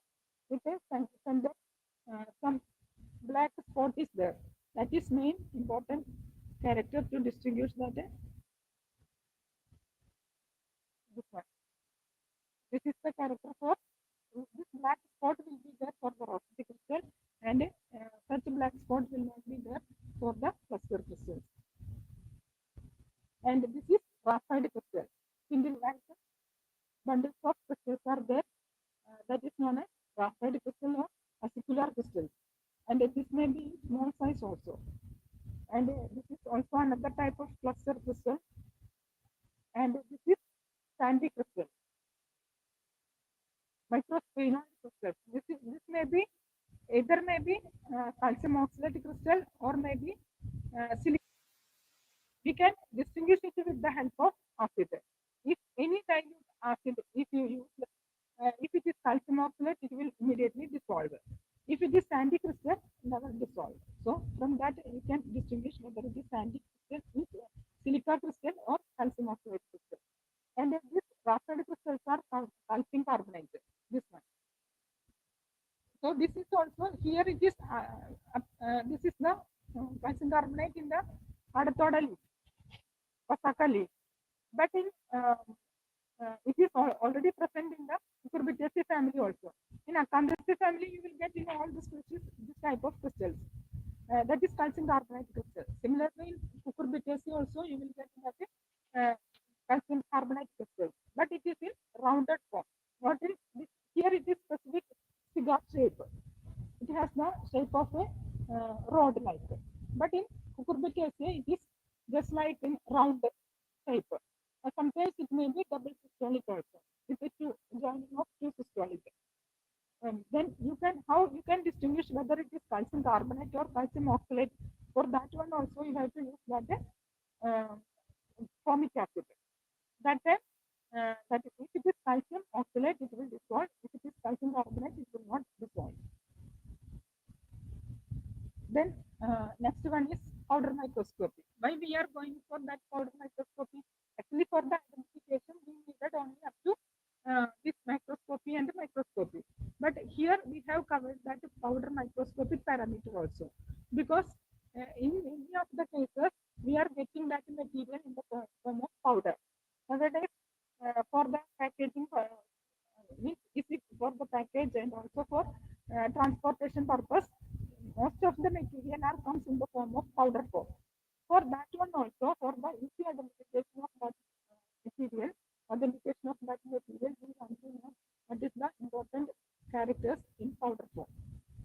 So when we powder that one, and not only that, even for the compound formulation, also we can easily distinguish that characters in the powder form. But if it is for the churna, maybe its size may be large. That time you have to powder it to up to 140 micron, or otherwise suitable. No need to take that much sieve and other things. From your convenience, for your convenience, you have to powder it using a Motrin system. And if it is larger in size, if you are using that cover slip, we cannot cover that one properly. So in such cases, you have to decide your own. Means you have to fix that how much size it should be powder. Accordingly, you have to powder it as per your convenience, and then you can use it for the identification of that character. So mainly, certainly, then if it is a stem, total stem of root, certainly the outer external cells will be there in the form of cork, and then internal, so many tissues are there, like parenchyma, mesenchyma, stone cells, everything will be there, but not in as a single cell. It may be in the form of groups of cells. Maybe at that two different types of cells will be there, tissues will be there, like that. Xylem vessel is one type of tissue. It should be attached with some fibers. So 2-3 different types of tissues may be grouped together, and it will be appear like that. So you have to observe its character from the standard, and then you can easily identify that characters, and you can authenticate that material even in the powder form. Because this also we have implemented in our lab, because especially in the case of, I have already told that this, there was some preparation came here for the test. Especially they want to know that whether there is any tertia or andrographis they use in that formulation. So similarly, we have already told that there are some mismatches with chemical identification, because so many, even if it is very in negligible quantity, it is very difficult to identify in chemical profiling. That time, even with a specific character, that also very important. If you are taking a material in powder form, it should cover all the parts. Otherwise, that also very difficult. But fortunately, we got the specific character of andrographis fruit. This is very different from the tertia. So many similar, and leaf also very different in the case of leaf character also different for Schwarzschild and andrographis. So if we in our compound preparation, if the leaf pieces are there or the fruit pieces are there, certainly you can identify whether it is Schwarzschild or andrographis.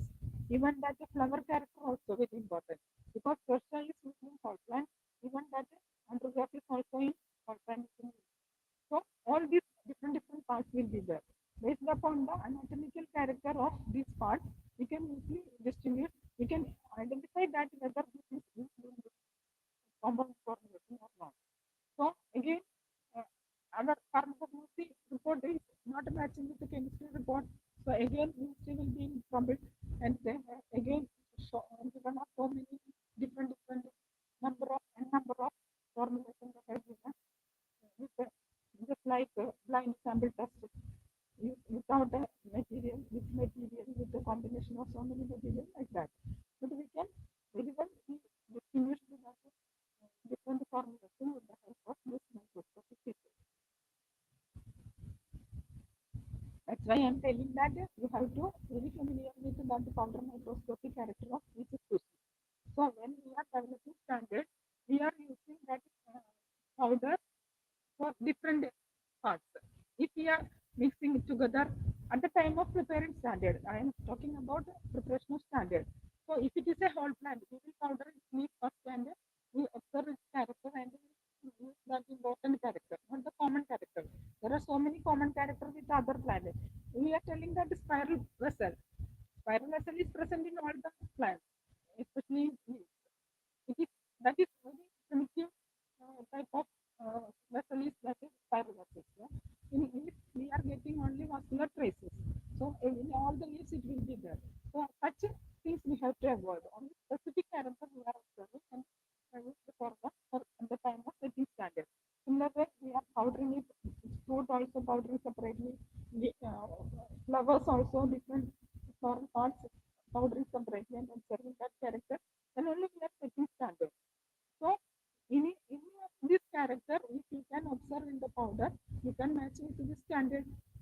That's why we are developing such a method. So that's why I'm telling that you have to observe different small character in the powder, and that will be very helpful for the identification, even in the formulation, if it is in powder form, and also even in the tablets also. Powders are, if it is used in situ, it is very easy to identify these ingredients. And another one is in the case of leaf, there are so many leaf constant parameters, that is tomatal number, tomatal index, salicylate ratio, and number. Nowadays, nobody is that much used for this character, even for because it is very time consuming and it is very sensitive also.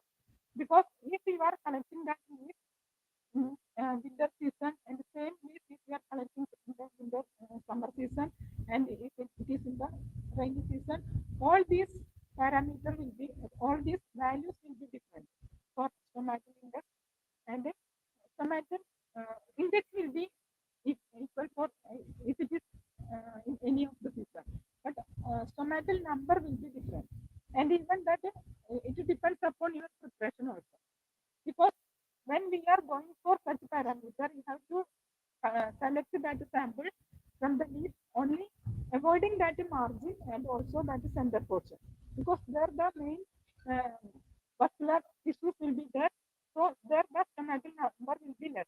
So avoid such regions and you have to take on that middle portion of the lamina. Then to use for that epidermis for the analysis. But nowadays, just but this type of tomato is very important, and it is very specific for specific species. That this name of the stomata is depending upon the presence of that subsidiary cell. If the subsidiary cell is there, there may be three types of stomata. If it is in right angle, it is known as diacytic. If it is parallel to the stomata, like here, it is parasitic. And if it is right angle, it is diacytic. If it is in 90 degrees, it will be it is known as that is diacytic, and if it is there are three subsidiary cell, it is known as anemocytic, and if there is no any subsidiary cell, it is known as anemocytic. Earlier all these different names are for different names also. This parasitic earlier known as rubiaceous, and the anemocytic was known as rhamnugulaceous, because first it was identified identified in that family, from that family only. So this is specific to each family.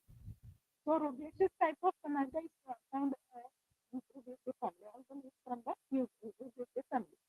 And again, you have to go for, so in related species only, this is very useful to distinguish that is related species. It is very useful. That is tomato number and tomato number. Similarly, palisade number is also palisade ratio is also there. That is number of average number of palisade cells under one epidermal cell. Usually for this one we are counting as palisade cells under 4 epidermal cells, and then we are taking a number of such readings and we will take the average of that one. Similarly, gain islet number or then termination number also very important, and that also in a unit area, that is in square area. That is we are we will show that one in our lab. There are some attachments also. We call it as camera lucida. Now it is also some updated version is also there. That is with the attached some prism tubes are there. Using that one, we can calculate using 1 square we can draw and we can count all the things. Now I am showing some of the using all these parameters, how we can set the standard and how we can use the character for the identification. This is one sample for the leaf standard, that is Arthropoda, the fish Arthropoda. See the, in the case of leaf, this is simple leaf. So leaf means it includes that the petiole also. So that petiole character also very important. That also you have to identify. This is the cross section and the leaf epidermis. This is the leaf epidermis and this is cross section. Here you can see that calcium carbonate crystal. Next is powder character. This is another whole plant. Whole plant I already told that it should include that root also. This root, stem, leaf, flower, fruit, everything should be included in the whole plant. This is one example what we are trying this, and see the structure of stem, root, and leaf. So the difference in the stem and root, that is also very different. So certainly that is chemical compound is also different from the stem and root, even for the leaf also. These are powder characters. In the case of flower, this is common flower, everybody knows that one. Hibiscus rosa sinensis, shoe flower, and another one is Woodfordia fruticosa.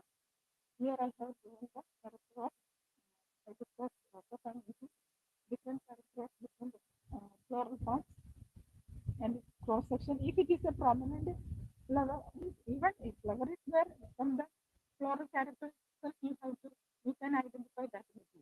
No need to go for further identification, no need to go for the cross section and other thing. This is for setting standard only, we do that cross section.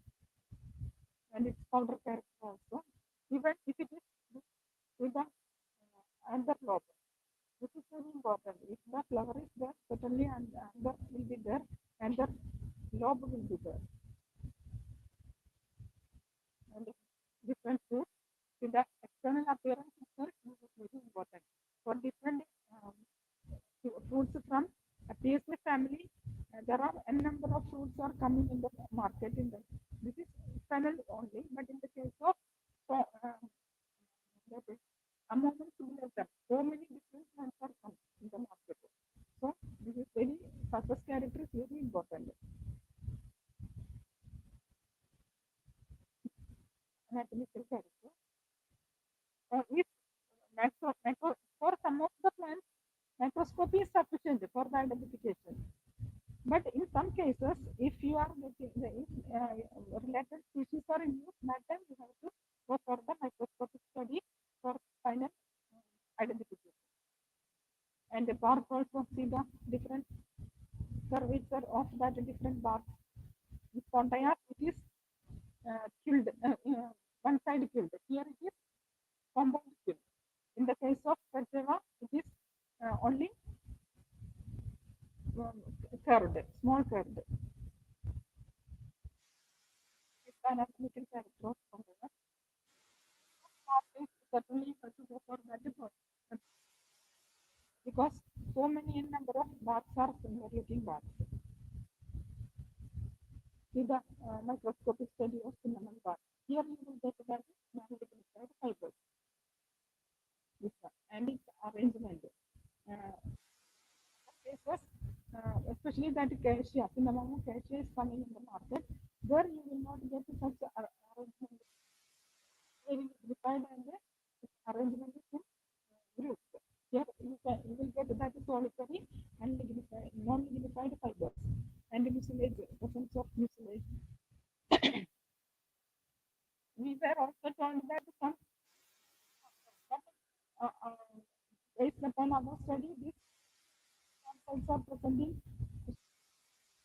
2-3 species of cinnamon itself. So we cannot go with the based on that one we cannot distribute.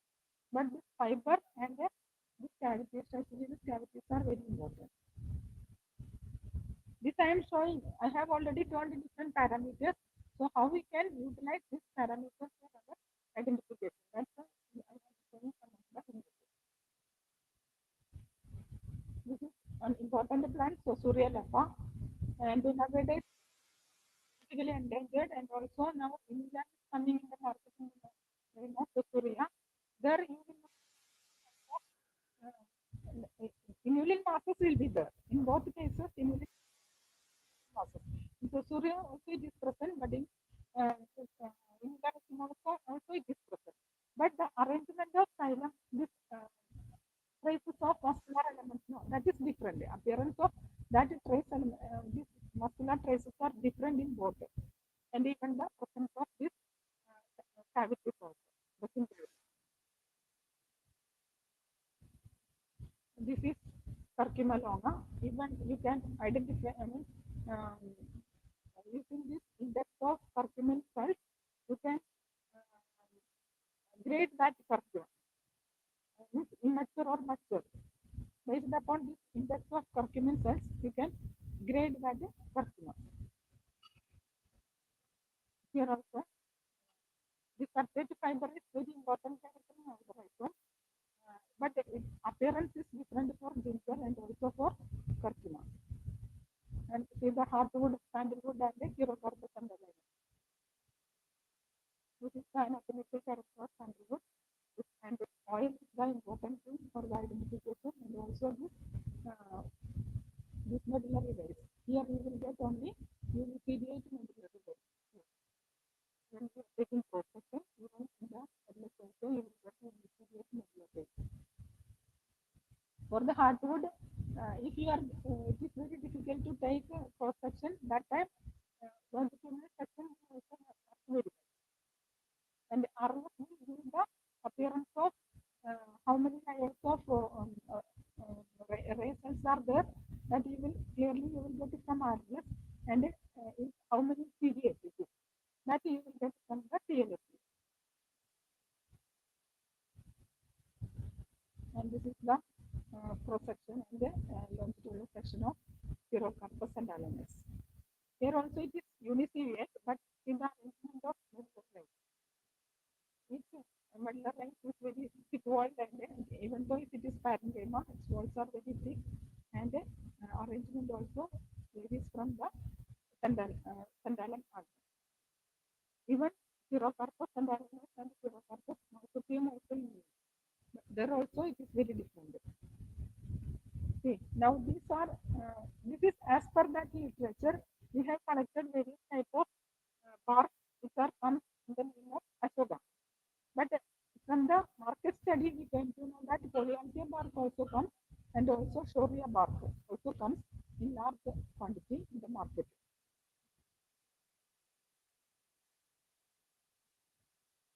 See that this is the actual anatomical character of Sarata Ashoka. See that here this is very important. These stone cells are arranged very good, beautiful stone cells in a row, and also some patches above this, just below the cork region. And this is also, this medullary veins are also very important. This is wide and contains some tannin. This is another one, Polyanthium. the arrangement of that medullary vein and here you will not get that cross band of tangential band of stem cells. It is very you can easily distinguish with the help of this process. And this is the Shoria robusta. Here, instead of this beautiful stone cell, here it is very thick-walled stone cells. Here it is not that much thick. With wide human stone cells and it is scattered throughout the cortex region. And this is also due to that thickness. Here you will get that rhizodoma everything. Instead of that, here this is the main appearance. This Varakashava mathematical character is very different from the Shoria robusta characters. These are Brahmaorientalis. This is also I told about in some places it is also known as Ashwata. But in the market we will not get this thing. This is from the literature and we collected this name. And this is Ingeodendron. Another similar looking because its leaves are drooping leaves just like Ashwata leaf and the flowers is different. But these have similar looking appearance. It is growth rate also very less when compared to other plants, and in Ashoka tree also growth rate is very less. So that's why nowadays NMBG is also promoting the cultivation of Karaka Ashoka throughout to avoid this adulteration.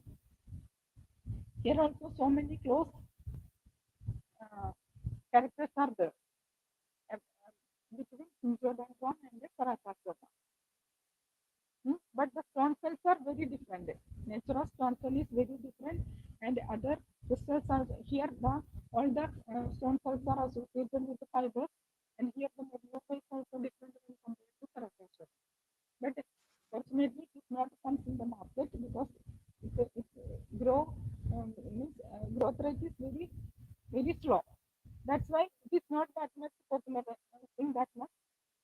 But the Rasa Ashoka nowadays we are popularizing very well, and we have to use actual Ashoka instead of other adult clones.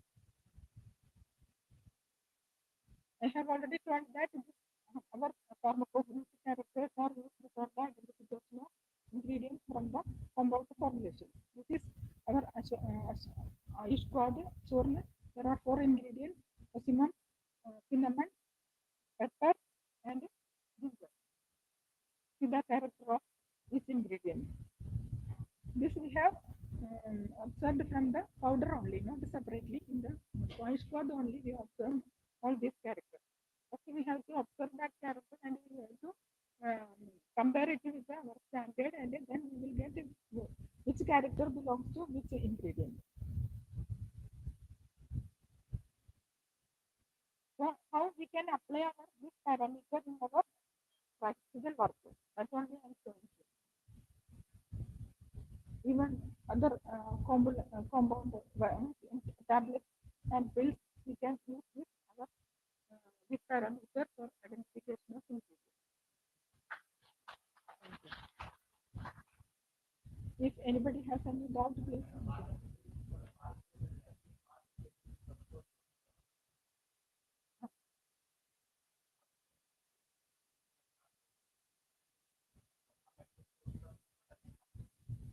All these parameters we have to follow for the identification using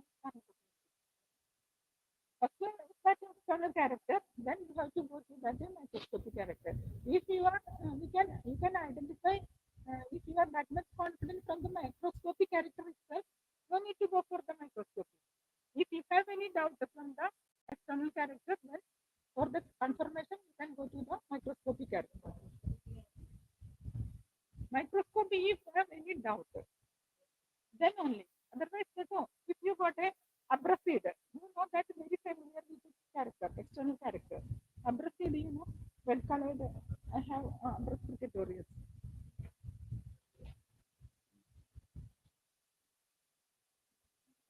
This is already there. Well, not with the black one dot is one side you will get that black color, then red color portion is also there. So it is very from the external character itself, it is very easy to identify. So in such sufficient, microscopic characters are sufficient. But in the case of, especially in the case of bark, you have to bark from roots because everything is coming in the form of small pieces. So that time you have to go for the section cutting and you have to observe that in the character, then you can confirm the identity. Comparing with the standard. Excuse me.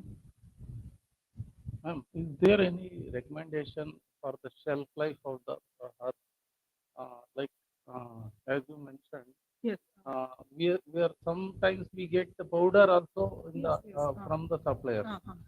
So to qualify the powder, if there is no particular shelf life, We cannot tell like that. Certainly there is shelf life for raw materials also. Usually it is telling that 1 year is the shelf life for raw materials also. But in the case of material containing volatile oil, it is only 6 months. From our experience, we are telling after that 6 months certainly it exhaust that volatile oils, especially in the case of pepper. We have already compared, even using that analytic character, we have compared, we have taken cross section and that oil content is less when compared to that freshly collected dried material. Similarly, if we are going for that chemical quantification also, it is very less. So, in the case of volatile oil containing material, it is only to 6 months. Similar way, starch containing material, especially that rhizomes, it will deteriorate within 6 months. So, now nobody studied and there is no such reports.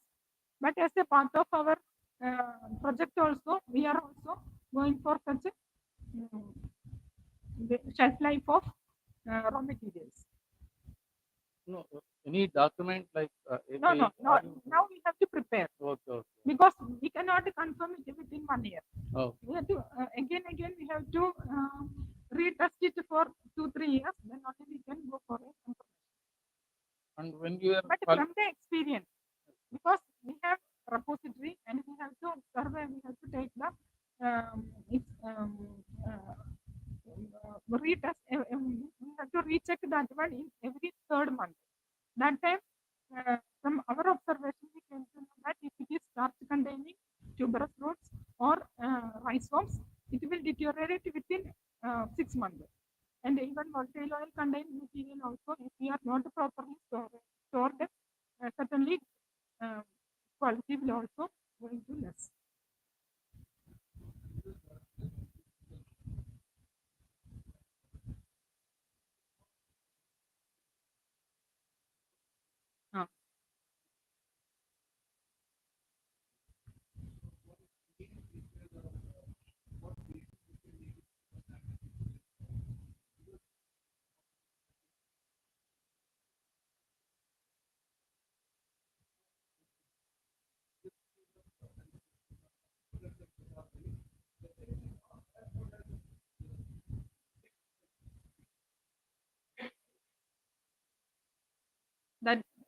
That even the churna is not that much of work, good quality. It is mainly because of its processing. At the time of processing itself, it is nobody is following that actual procedure, because in the market, if we are collecting and same manufacturing units are cultivating that material, at the time of processing, they are removing external skin, cork. After that only it is drying. That time you will get good quality. I'm telling about that asparagus. That time you will get a good quality powder of asparagus. But in the market you are not getting that much good quality. Means they are just cutting and drying in the sun. That time cork will be there. Then you will not get that much good quality. Even the appearance also, it is color also different from the actual one. That is main. I told that before reaching to our lab, we have to check it original. That's why nowadays with traceability, that is certificate.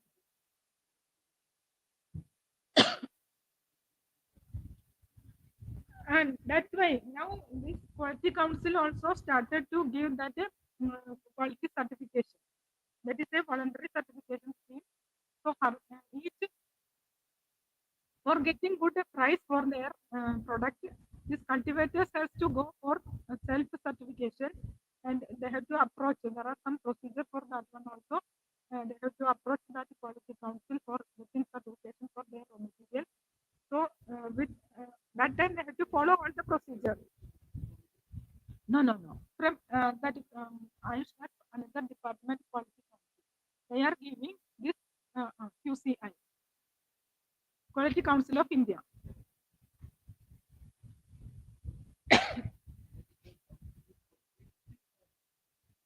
They started. They have some demonstration also what they are going to do. Quality Council of India. But for that, each producers they have to approach because it is a voluntary certification scheme. So they have to approach them, and that time they will. I think they will assess in between also at the time of cultivation, at the time of harvesting, what all procedure they are following. Everything should be recorded, and that also to be certified, and even their harvesting condition also they have to certify, and after that only they got that certificate for their business. It's a long procedure. That's why some of the people are not going. But if somebody needed export quality, they have to go for high price for the export also to certificate. They got that certificate from this quality council, and it will be easy for export also. In such cases, they are approaching them.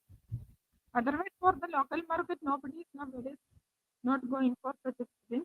But now NMPB started for giving such classes and to motivate these cultivators go for such a certification for getting a good price and to improve our system. Ma'am, as you mentioned, for powders, only microscopy we do. Whether For organoleptic what? for herbal powders, powder form we are using. What about the pharmacology, organoleptic character, still it applies or not? Pharmacognostic character means for in the case of formulation, pharmacognostic character will be the characters of external character of that product.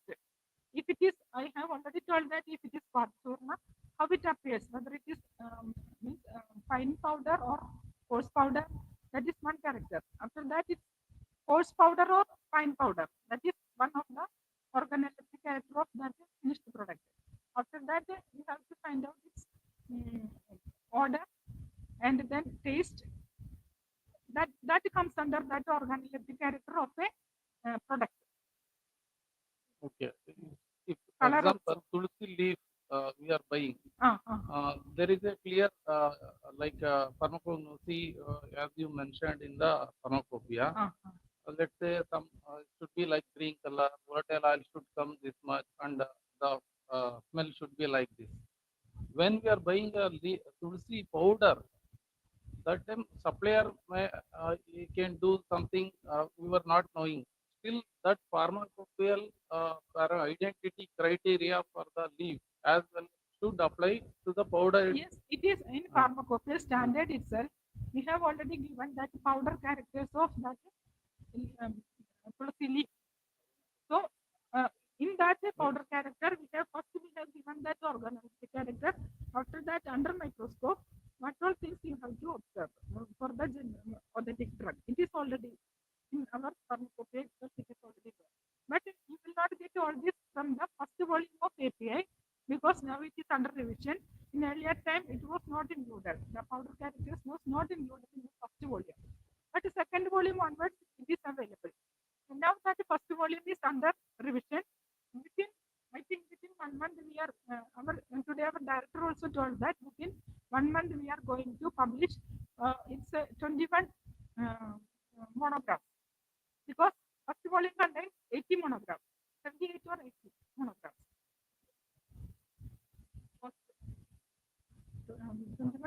In addition to that, single drug also, 31 we have already identified. And again, some of the choice monographs we have removed from that one, and remaining we are going to publish from the first volume. Ma'am, and also that plants we discussed so much, whole plant when we are using. Is there any recommendation for the whole plant we are using, particular like leaf portion should be this much percentage or stem should be like this? Not Is yet. there any There is recommendation? no such a Because the no, industrialist, we are any, buying so document many. like this, because that's also very important, because if you are taking whole plant, this much percentage should be root portion of that plant should be there in the one for this one. That not yet nobody calculated that one, nobody documented that one, but at least we can think that if you are purchasing 1 kilo of raw material, certainly that should be proportionate of that one root should be there. That much only. I can add one more point. Actually, suppose you are preparing some formulation and their root is needed, but at the time that often you will take the root and will die. At that time, they are supplying the leaf. So, by your technical expertise, you have to find out. Even leaf has also some constituent of that whatever is required for your remedy. Okay. So you have technical expertise at that time. You have to find out the already that has showing some effect, but if constituent less in leaf, it is present more in root. But that is big. Okay.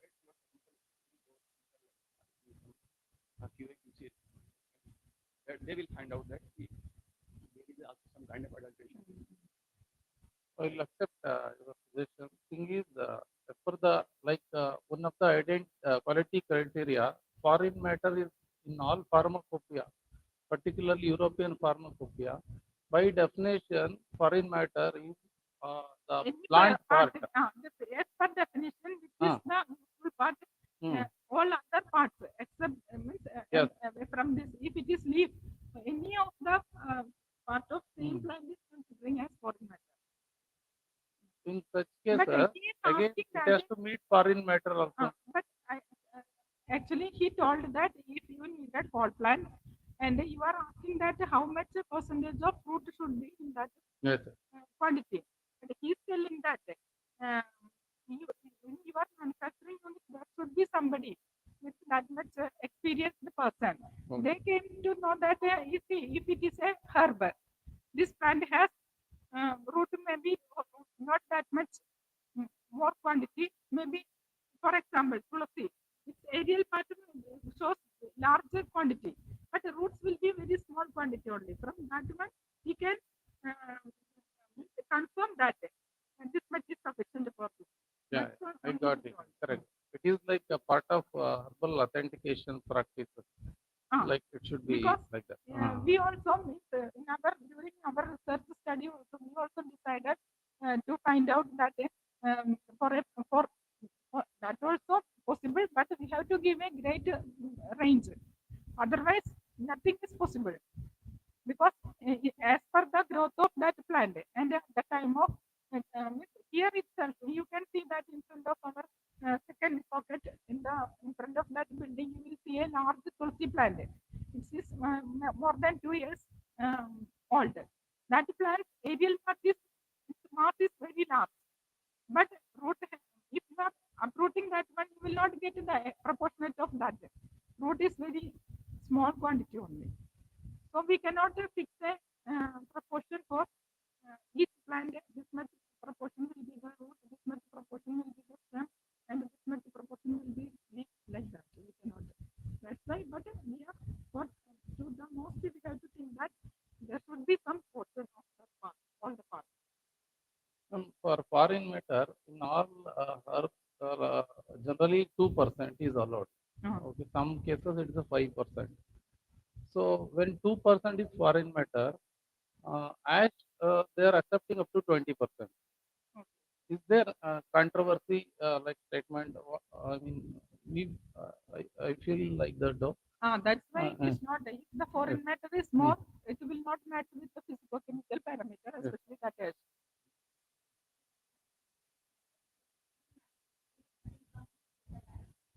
Yeah.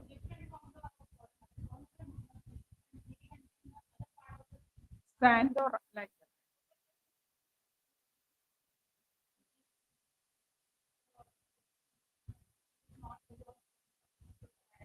Correct. That is the internal part of the a plant.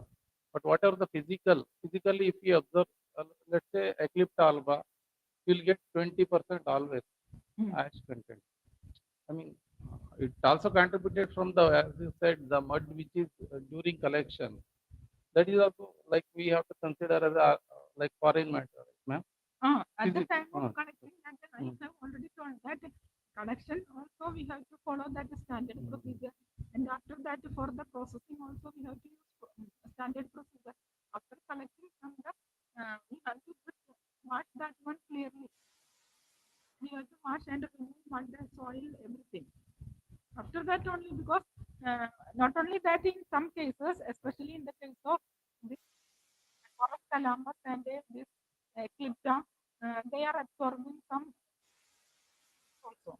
That's why inorganic elements also. That's why ISMA ash value shows some variation.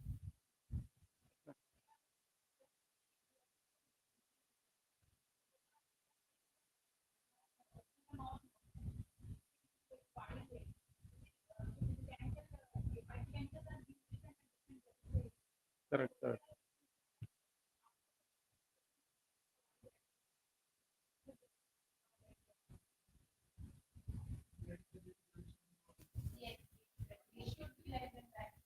One more thing, ma'am, I just want to educate myself. You talked about complexity of the drugs, especially of formulations and to larger extent in food drugs also, because of the diverse range of phytochemicals. Accepted. So, is there a substitute from pharmacognosy that we don't need to go for? No, constants are there. Phytochemical constants are there. And whether as the 10, 50, there is a synergism, whatever. I'm not a medical. I don't want to go into that. I am interested because that gives us a very nightmare in biochemistry, because we are supposed to analyze them and we are trying to quantify them. So my simple thing is that, is it necessary to go for that thing or we can do it with I thought about that complexity is a issue for the quality. Do you have an answer? Pharmacognosy has an answer to that. For the complexity. For that one, we cannot, because we can identify only that which is visible. That is what. Secondary So, metabolites. Secondary one, some of them are visible. yeah, That's only we but can. they are what we call basic chemical constants. When we go for active principles, we have to be specific then. So pharmacognosy can't do much there. So it is the ultimately job of a chemist. And chemistry, I learned about that organization of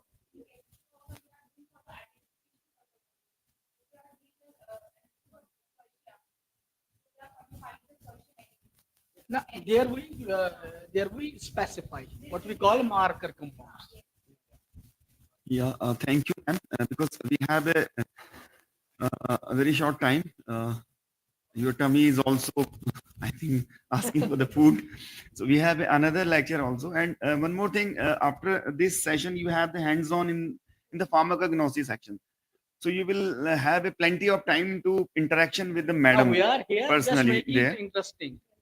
So we are not for the sake of no. I have come from after of that. So let us make it interesting.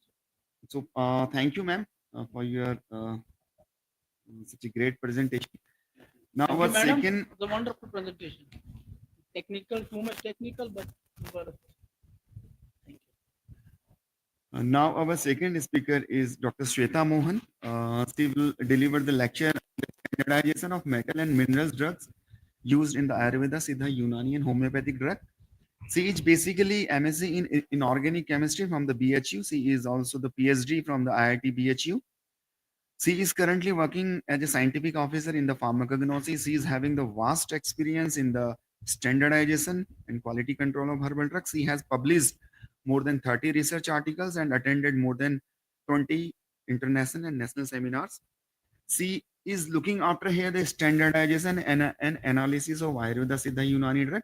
She is also coordinating here the work regarding the One Herbs One standards. So I will request ma'am to kindly deliver. But sir, but I will try to explain all of the analytical technique which I have prepared. Actually, madam has already told what is the significance and what is the importance of the quality control, which is equally applicable on the metamineral drugs. Ma'am has done all the things related to the plant drugs. We will see tomorrow also the different analytical technique for the herbal drugs. But I have done my PhD on nanomaterials chemistry, and I am mainly from the inorganic chemistry background, and I am dealing with the some metamineral drug stabilization in here also, and asynchronous herbal drug stabilization also. So I will discuss with you some of the important analytical techniques which are being used and which are in the research area for the stabilization of metamineral origin drugs. As of we know that these metamineral drugs perform various type of metabolic activities in our body, and in the ancient time, from the ancient time, these are being used in the Ayurveda, Unani, Siddha with the different names, and they are showing very potent efficacy for the different type of chronic and common diseases. We all know that they are used from the ancient time, different type of cancer and other common diseases which are listed here. For example, Godanki Bhasma used for cold, cough, and fever.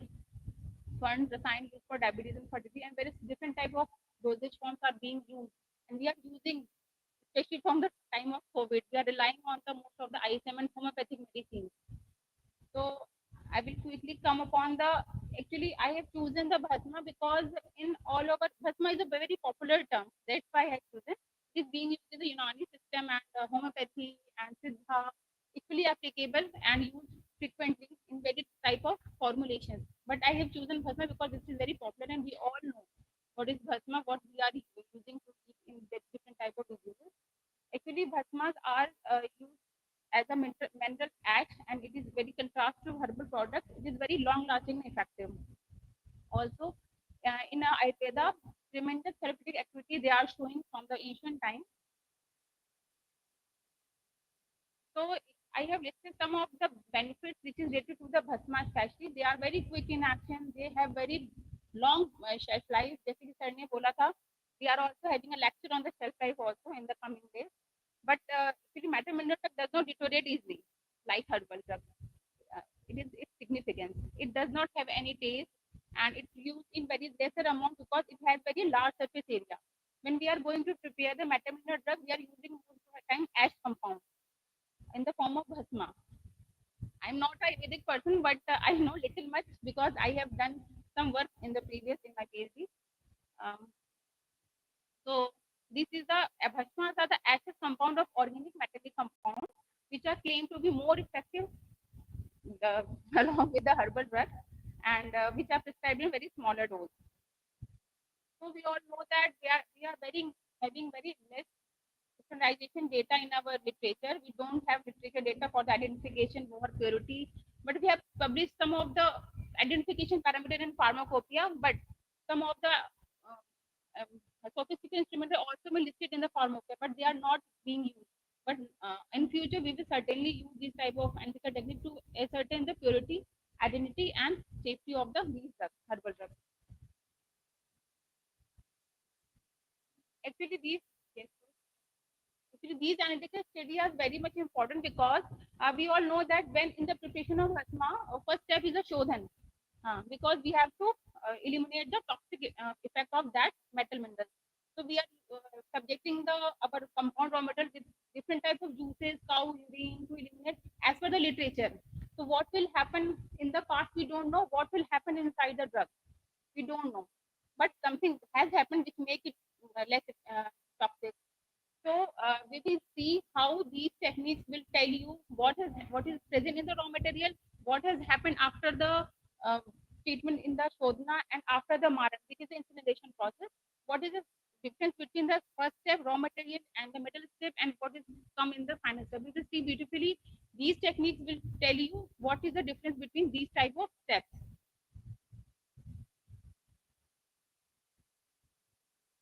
So we can divide the standardization of Bhasma in two parts: classical method and modern method. We all know classical method. These are mostly the physical methods, which we are by visual, by seeing, by texture, by smell, we can ascertain the quality and identity of the Bhasma. But in the exact data, exact chemical composition of the drug. For example, there are various type of instrument technique I will discuss today. ICP-OES, scanning electron microscopy, X-ray diffraction, X-ray photoelectron spectroscopy, FTIR, thermogravimetric analysis. In these listed analysis techniques, we are having 2 or 3 instruments with us, and in our pharmacopoeia already FTIR spectra has been published. HPI आप लोग ने देखा होगा HPI में हमने FTIR spectra दे रखा है. Actually, it is the identification fingerprinting of that particular drug. So all different types of instruments present here, they will also give you the fingerprint, which you have to match with the original data, so that we can say that we are the drug we are getting, it is authenticated or not.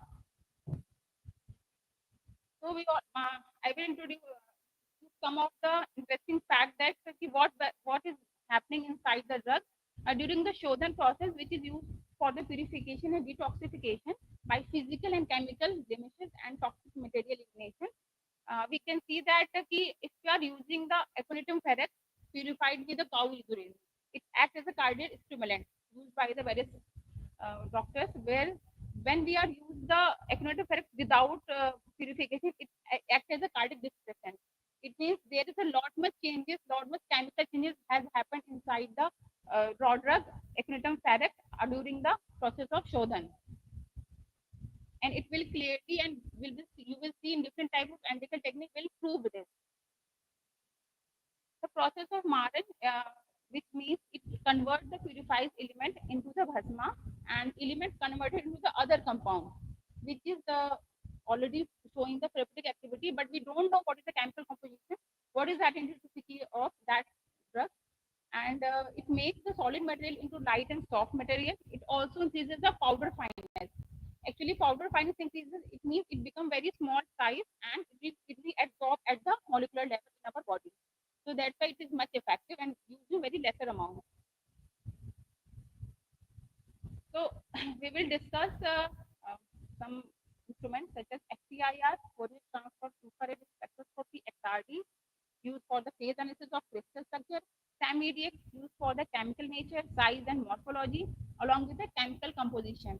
XPS, which is used for the semi-quantitative surface elemental analysis, and it also tells the oxidation state of particular element. TGF, weight variation with the temperature. ICP-OES, which gives you the exact chemical composition of the drug. FTIR, the first and elementary step to start the initiation of the standardization of the drug is the FTIR. It will give the different type of functional group present in your compound. Actually, it is based on the IR activity. IR activity, it means what are the compound having a dipole moment, it will show in this FTIR region. Whatever which are not having dipole moment does not show in the FTIR spectroscopy. So where they are different compound, for example, metal oxide bond, NH bond, CN bond, they are come in with the FTIR spectrum, and it is given the fingerprint of that your drug. So that when you are getting any drug from outside, we can match with our original drug, and we can say that it may be authenticated or it may be a spurious drug. So we can see that in the spectra of Vanga Bhasma, there are 5 patterns you can see: SN1, SN2, SN3, SN4, SN5, in which SN1 is a data is after Shodhan. After Shodhan means we are subjecting the drug to a purification process, introduction of different type of chemical groups on the surface of raw material. So some of the organic compounds, some metal compounds will go upon the surface of raw material and will give the different type of peaks in the region of 200, 205, 2500. These are the peaks corresponding to the carbon oxygen, carbon nitrogen, nitrogen oxygen, and the peak corresponding below the 600 we are giving for the metal oxide bond. It is documented and proved in the literature. These peaks which are shown in the around the 500 nm, it is for the metal oxide bond, which confirm the presence of SNO bond. It means SNO bond is present from the right after the Shodhan and up to the commercial sample. We can see that in the commercial sample which we are using, we are preparing in the controlled environment in the muffled furnace, where there is no involvement of oxygen, and we are controlling the environment with the humidity, temperature, time. So there is no any organic compound present at the commercial sample.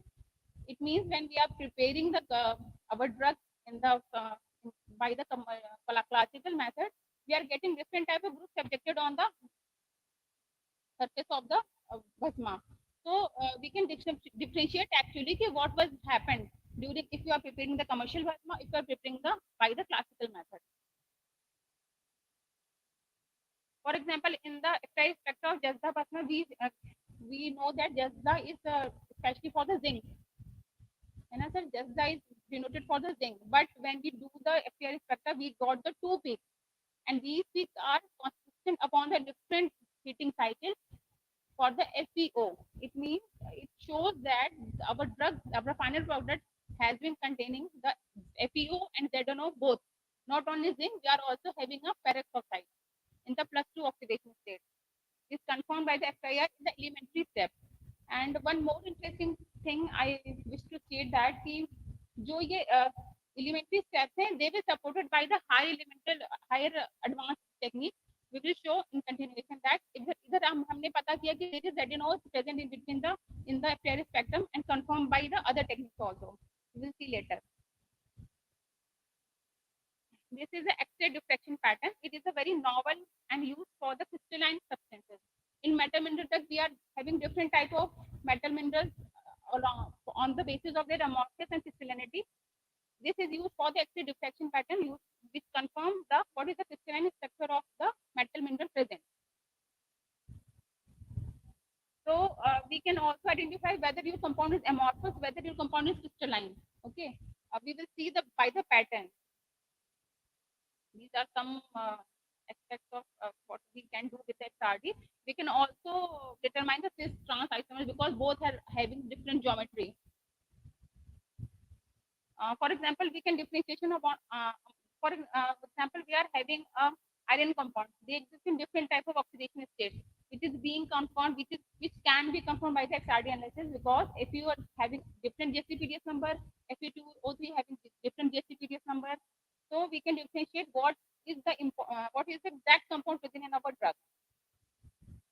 So we will see that in Vanga Bhasma, we are getting the peak, 2 theta degrees of peak correspond to the different type of crystal structure. In these wavy lines you can see in red and black, it denotes the amorphous structure. Amorphous, it means there are different other compounds also present with the crystalline structure, which does not give in with them to a perfect crystalline structure. When we will heat the different cycles, after repeated cycle, these organic compounds will eliminate from the surface of the bhasma, and we will get the pure metal oxide compound or pure metal compound in the nano phase or micrometer phase, whatever it is.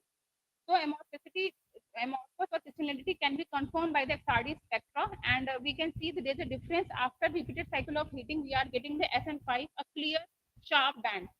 It denotes that there is a crystal structure of SNO present in this Vanga Bhasma in our desired product.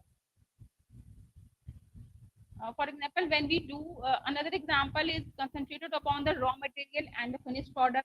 Raw material contain only the peak corresponding to the copper iron sulfide, CuSeH2.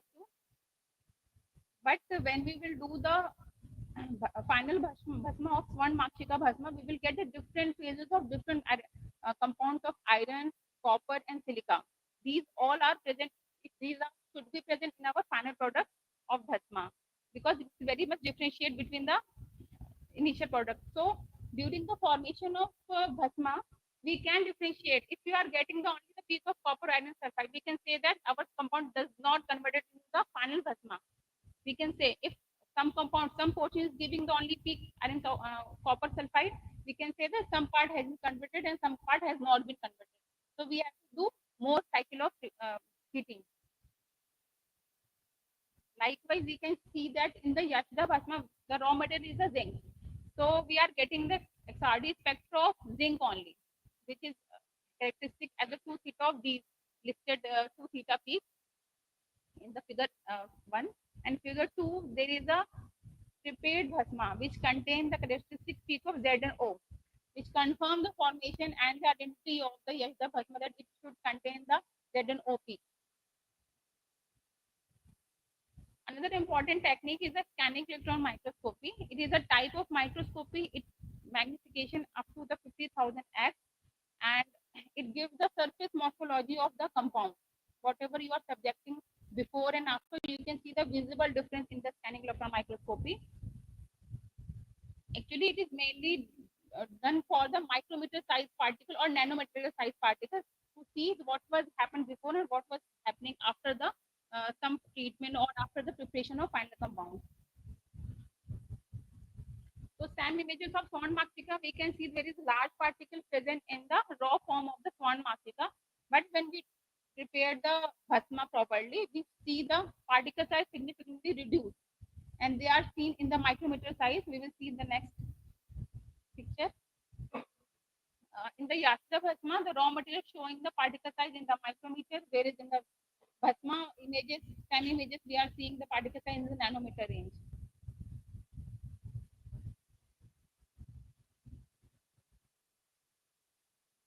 This is another important technique, EDX. It is associated with the SEM microscopy every time, and its application, it gives you the information about the chemical composition of that compound. Chemical composition, it means what is aluminum present, copper present, oxygen present, what is the impurities are present. It will give you that information and exact information. 99.9% exact information is there. Along with it, also tell you the concentration also. For example, you can see in this slide, the starting material contains mainly the zinc each. Along with, we are having the trace quantity of other elements like aluminum, oxygen, and carbon, which is act as an impurity in this material. But zinc is in the major compound. But after the heating and roasting, we can see that zinc concentration has been increased, but all other elements can get to decreases after the incorporation of sample for the roasting and heating. In the third picture, 2A, we can see that in the zinc element, all other peaks become short because they are become in the very less quantity after the repeated cycle of heating. And when we are using the electric muffle furnace 2B, there is no significant peaks of other elements present. Only carbon, oxygen, and zinc is present because zinc present in the zinc oxide form. Likewise, we can see that in the raw material, if we are concentrating on the Yastra bhasma, zinc element in the pure form and in large quantity. So zinc element we can see that there is a concentration of zinc is 75.14% in the raw material, but it decreases after the formation of bhasma because it gets incorporated with the oxygen, and oxygen concentration is increased in the bhasma. Another technique is the X-ray photoelectron spectrophotometer. Is a semi-quantitative analysis for the surface composition. The important parameter which it is checking is that it tells about the chemical state. Chemical state, it means your compound is FeO, Fe2O3 or Fe3O4. What is the chemical state? How can you can tell? अगर XRD ने हमें बताया कि FeO is present, so this should also tell you कि Fe should present in the +2 oxidation state, which is in concordance with the reading data we are getting from the XRD. So it will tell the exact what is the oxidation state of element present in your compound. This gives the exact identity of the compound present in the bhasma. For example, these are the peak characteristics for the Z and O, which comes at the different binding energy. Binding energy is the particular for the particular element form. So binding energy gives you the exact information what type of element or metal present in your drug. In the Naga Bhasma, we can see that if we are not getting confirmed what type of crystalline structure is present in our compound, so we are doing the SPS, we are getting the PBS. PBS means PB in the +2 oxidation state. It means we are having the PBS structure in our compound. We can surely confirm that PBS is present in the Naga Bhasma. This is a complex structure. We have to resolve these type of peaks and we will get the information about what type of oxidation states of lead or oxygen is present. Another important technique is the TGA. TGA is a record of weight change with the temperature. Weight change means when we are heating any compound, any material, it will dissociate up to a temperature and it will show the uniform dissociation constant with the removal of carbon dioxide, carbon monoxide, water. So it is very much similar and gives the uniform pattern for a particular type of compound. We are getting the fingerprint. If, for example, if we are seeing the TG curve of AG Bhasma, we are getting the, we are seeing the, there is a this, peak at 200 to 400, there is no change in the weight. It means after the removal of water, there is no change of weight happens up to the 450. We can see this graph is a particular fingerprint for the particular type of compound. So when we are getting any compound, any spurious or dehydration compound, we can do subjected for TG analysis. We get the exact data, see what is we are getting is authenticated or not, because it shows the similar pattern with the original reported material. Another important technique, ICP OES, actually here we are doing it for the safety purpose. We are analyzing the cadmium, mercury, arsenic, and lead, and in the herbal drug mainly. And because we are getting the more of the herbal drug on the content toxicity of lead, content toxicity of cadmium, so we are using ICP-OS in our lab for the determination of in the permissible limit. It is present in permissible limit or it is very higher in limit. So these techniques actually based upon the plasma technique. Previously, we are using the AS. Everybody know it is a previous technology and old technology, because we can assay only one element at a time by AS, and ICP-OS can assay 20 elements at a time. We have to not worry for the change of lamp or any other thing, but we have to just subject it and prepare the program and then subjected the data for the analysis of more than 20 elements at a time. So it is very much important, very much effective in the analysis of heavy metal especially. So this is the picture we are doing, we have prepared in our lab, in-house lab. We are getting the crude drug, we get to make it a powder drug, and then we are doing it microwave digestion. It means microwave digestion ka matlab hai, we are doing making all the element in the soluble form. We are digesting the compound with the nitric acid and perchloric acid with the microwave digester, and then we are getting the clear digested sample. Then we are subjecting the ICP-OS, and we are getting the quantitative result for especially these elements, because these are the described by our pharmacopoeias only, and we can do all other elements also by the ICP-OS. Actually, I just want tell you little about what is the working principle ICP-OS. Actually, when we are subjecting to the compound to the ICP-OS, it firstly converted into finer droplets. In the second picture, droplets become atomized in the presence of plasma and higher temperature, 1000 degrees centigrade. पे ये atomize होता है, then it will atomize का मतलब ये atomic level पे the molecules atoms come to the goes to the higher excited state. When came back to the lower ground state, it will emit their specific wavelength, which is get to measure by this instrument, and we get the exact result what is present or what is present not in our compound.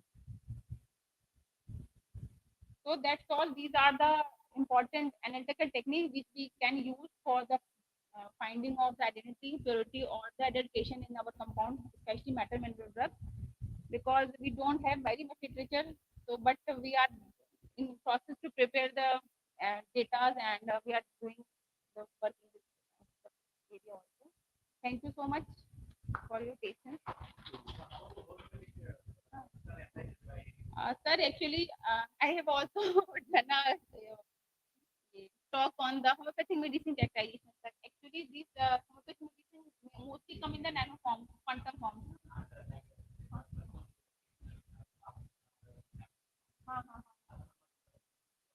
Sir, actually, अभी क्या करते हैं? We are getting the homeopathic drug. So there is some prescribed parameters and prescribed testing which is listed in our pharmacopoeia. We are relying on that process. If someone is saying कि calcareous phos में calcium बहुत ज़्यादा है, how do you analyze? We will go for the analytical technique with the ICP as per need.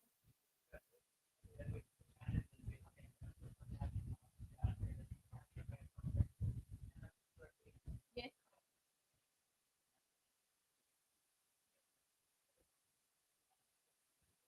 Yes, sir. Yes, sir.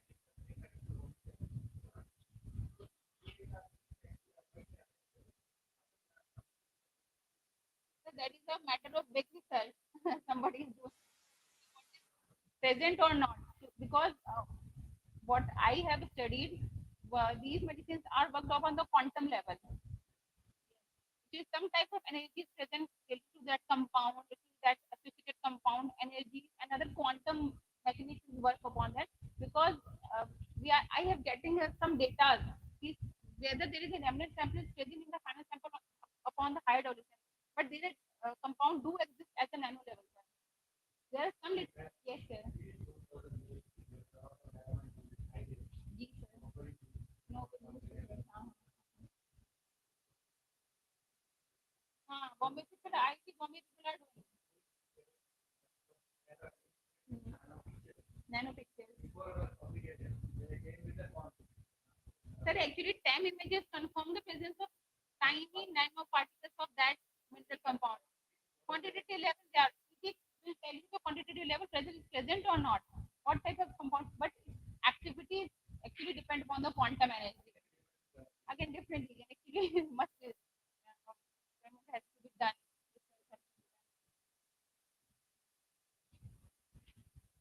Ma'am, thank you for very good information.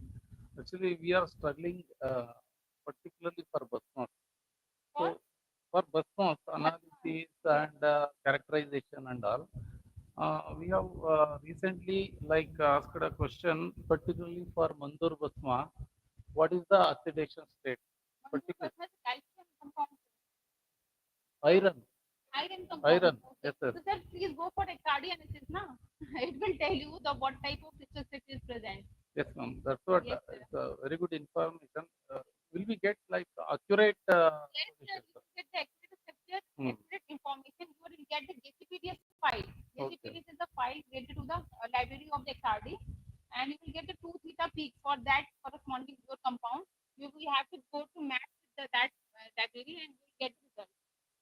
Well, we will actually search. If it is not there, can we get it analyzed into the TVR facility? Sir, we don't have XRD, sir. Okay. Actually, we are in process to make XRD is in our pharmacopoeia.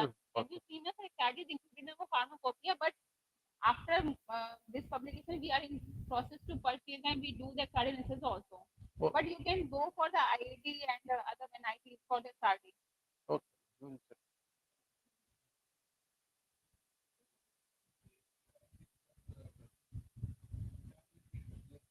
Ji, sir.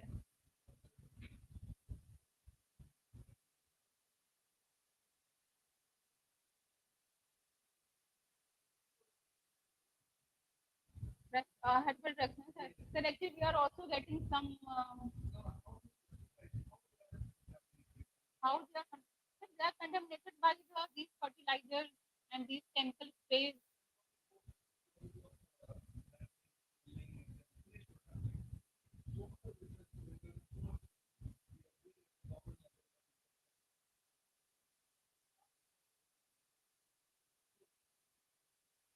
How to get rid of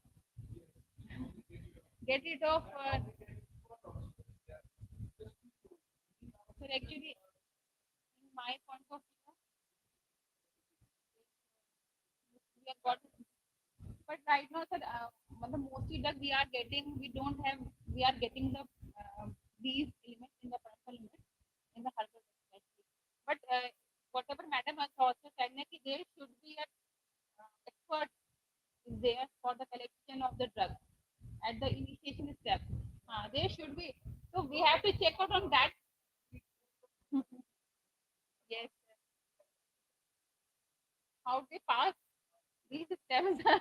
इसमें क्या बता सकते हैं sir जो procedure है I don't know कि वहाँ कैसे पास होता है should they should be check at every step ना sir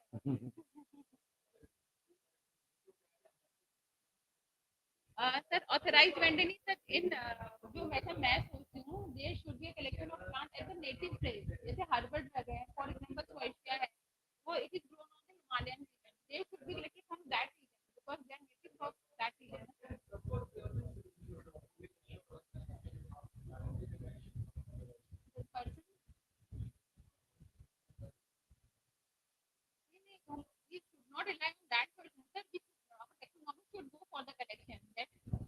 major important thing. Now, why we are having that expertise with us? Taxonomy should go and collect the material from there, that place. Then they come here and they authenticated by specimens also. So if taxonomy are an important factor, then they should go.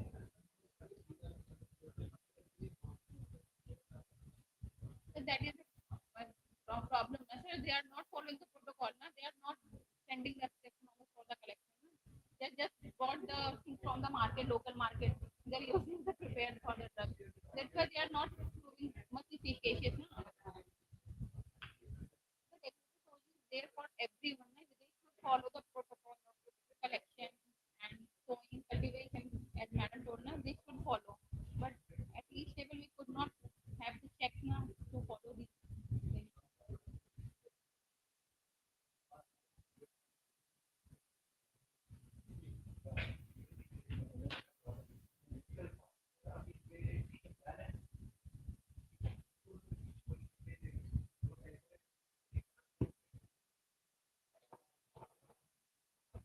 Ma'am, one last question. Heavy metals, what is the suggested limits for this Basmas, madam? Heavy metals. Sir, Bhatma ke liye it is not right yet. Monograph has not been published, but if you will read the pharmacopoeia, you can see that if the Bhatma is prepared for the lead compound, for example, so lead is already W6 is there.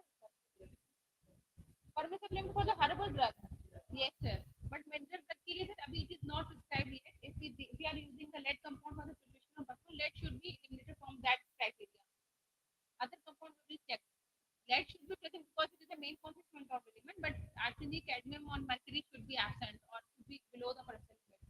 So the process is followed. Because there are some Basmas, mercury, like mercury is like a marker kind of a compound. In such cases, we are very much like fail to like retain our product. I mean, it's considered as a heavy metal. When you say it is heavy metal, If compound is a mercury, Bhatma is prepared from mercury compound. Mercury is not present in that form which is harmful to us. No? It will come present in that form which is not much toxic to us, and it is used very lesser amount. And under the doctor's prescription, we are using that drug. So it is dangerous to use that drug also, but it is not prescribed yet.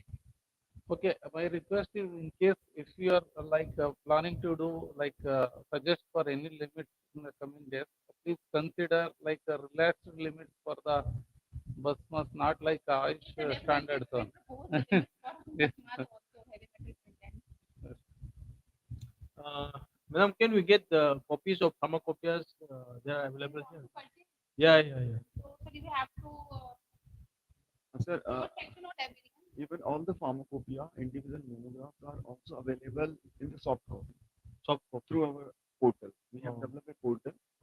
You can buy there a single monograph by paying of ₹50. Okay.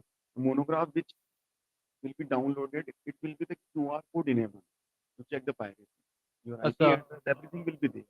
All the things that just now Madam have told, they're also included.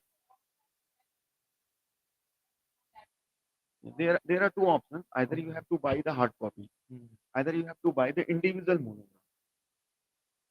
So per monograph it costs ₹50. Yeah, individual Awesome. monograph is costing ₹50. Okay, thank Yeah. you.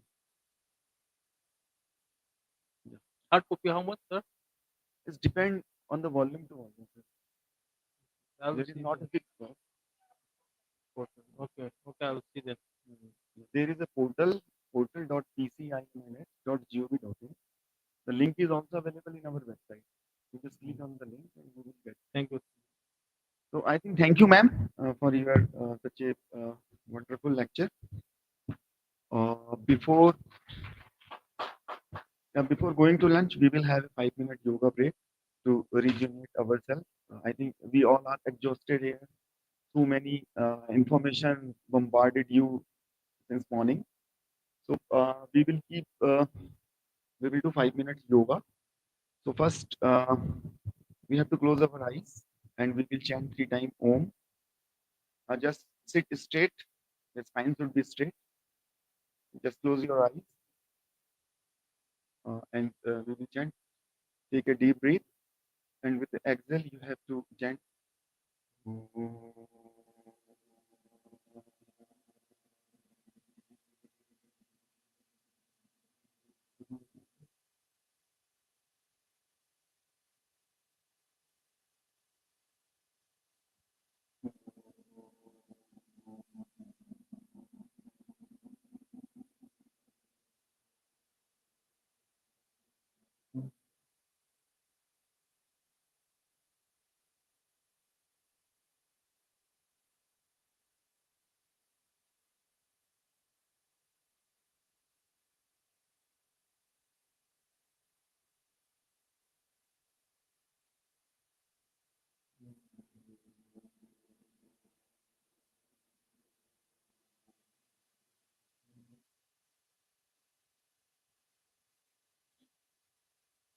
Now slowly open your eyes.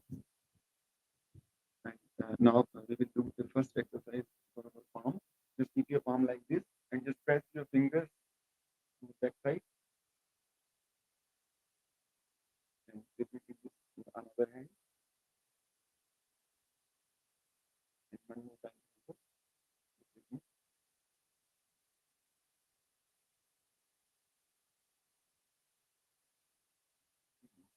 Now we will do Tadasana in the sitting pose. Just keep your hands like this and just hold your fingers and just try to touch the root of the. Just stretch your spine to the upward and then relax. And one more time. And just try to slightly turn bend your spine left and then straight. Then repeat same the time.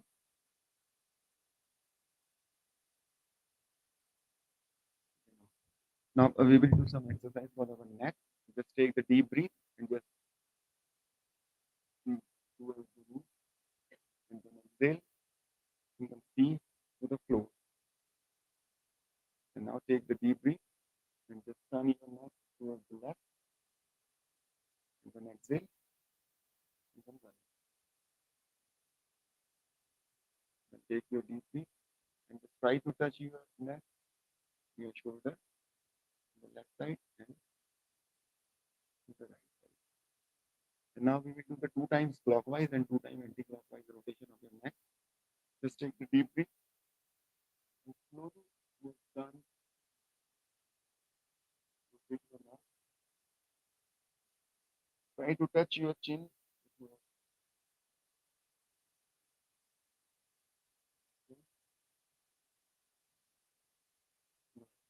And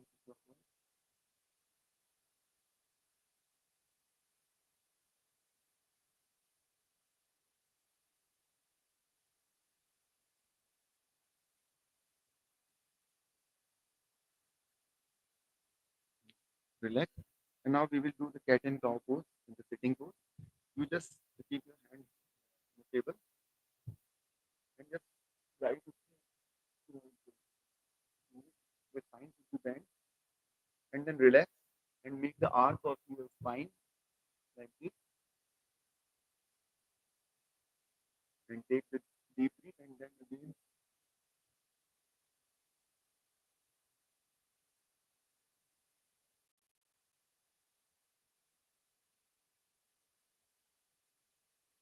move the arc of your spine. Now, this is a very good posture for your back pain. Now we will do some spinal twisting. Just keep the hand on your handle of your chair and another hand on the another handle of your chair. And just try to rotate your spine.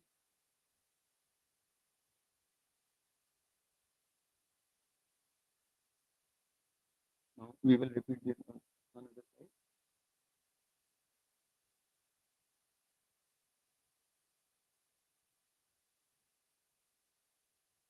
If your spine is not paining, you can also repeat another time.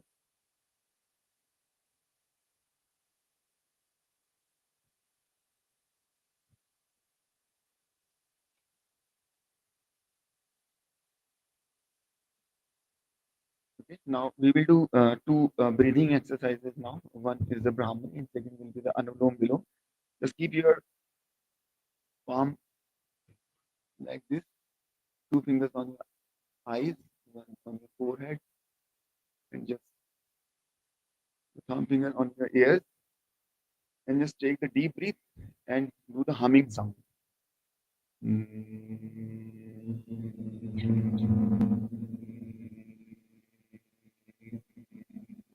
Your spine should be straight, and just try to feel the vibration on your head.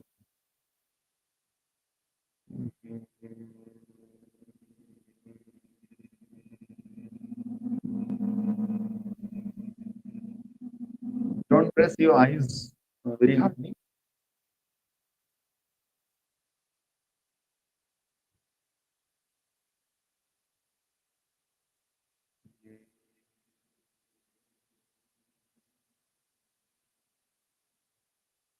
And one more breathing. Anulom Vilom. Just put your finger like this and just close your right nostril and exhale from your left. And just take a deep breath slowly from your left nostril and close your left nostril and exhale from your right. And take the deep breath slowly from your right nostril. Just try to fill your lungs. Just try to fill your stomach like a balloon. Then close your nostril and exhale from your another nostril.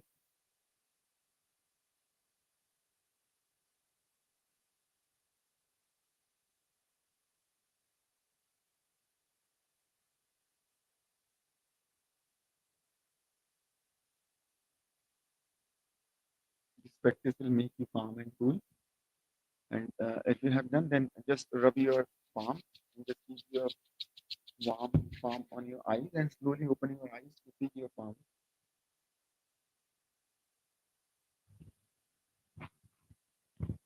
So hope you must be enjoyed this small yoga break. Now we will go for the lunch. Lunch will be there in our guest house. After the lunch, we will have a hands-on in the pharmacology.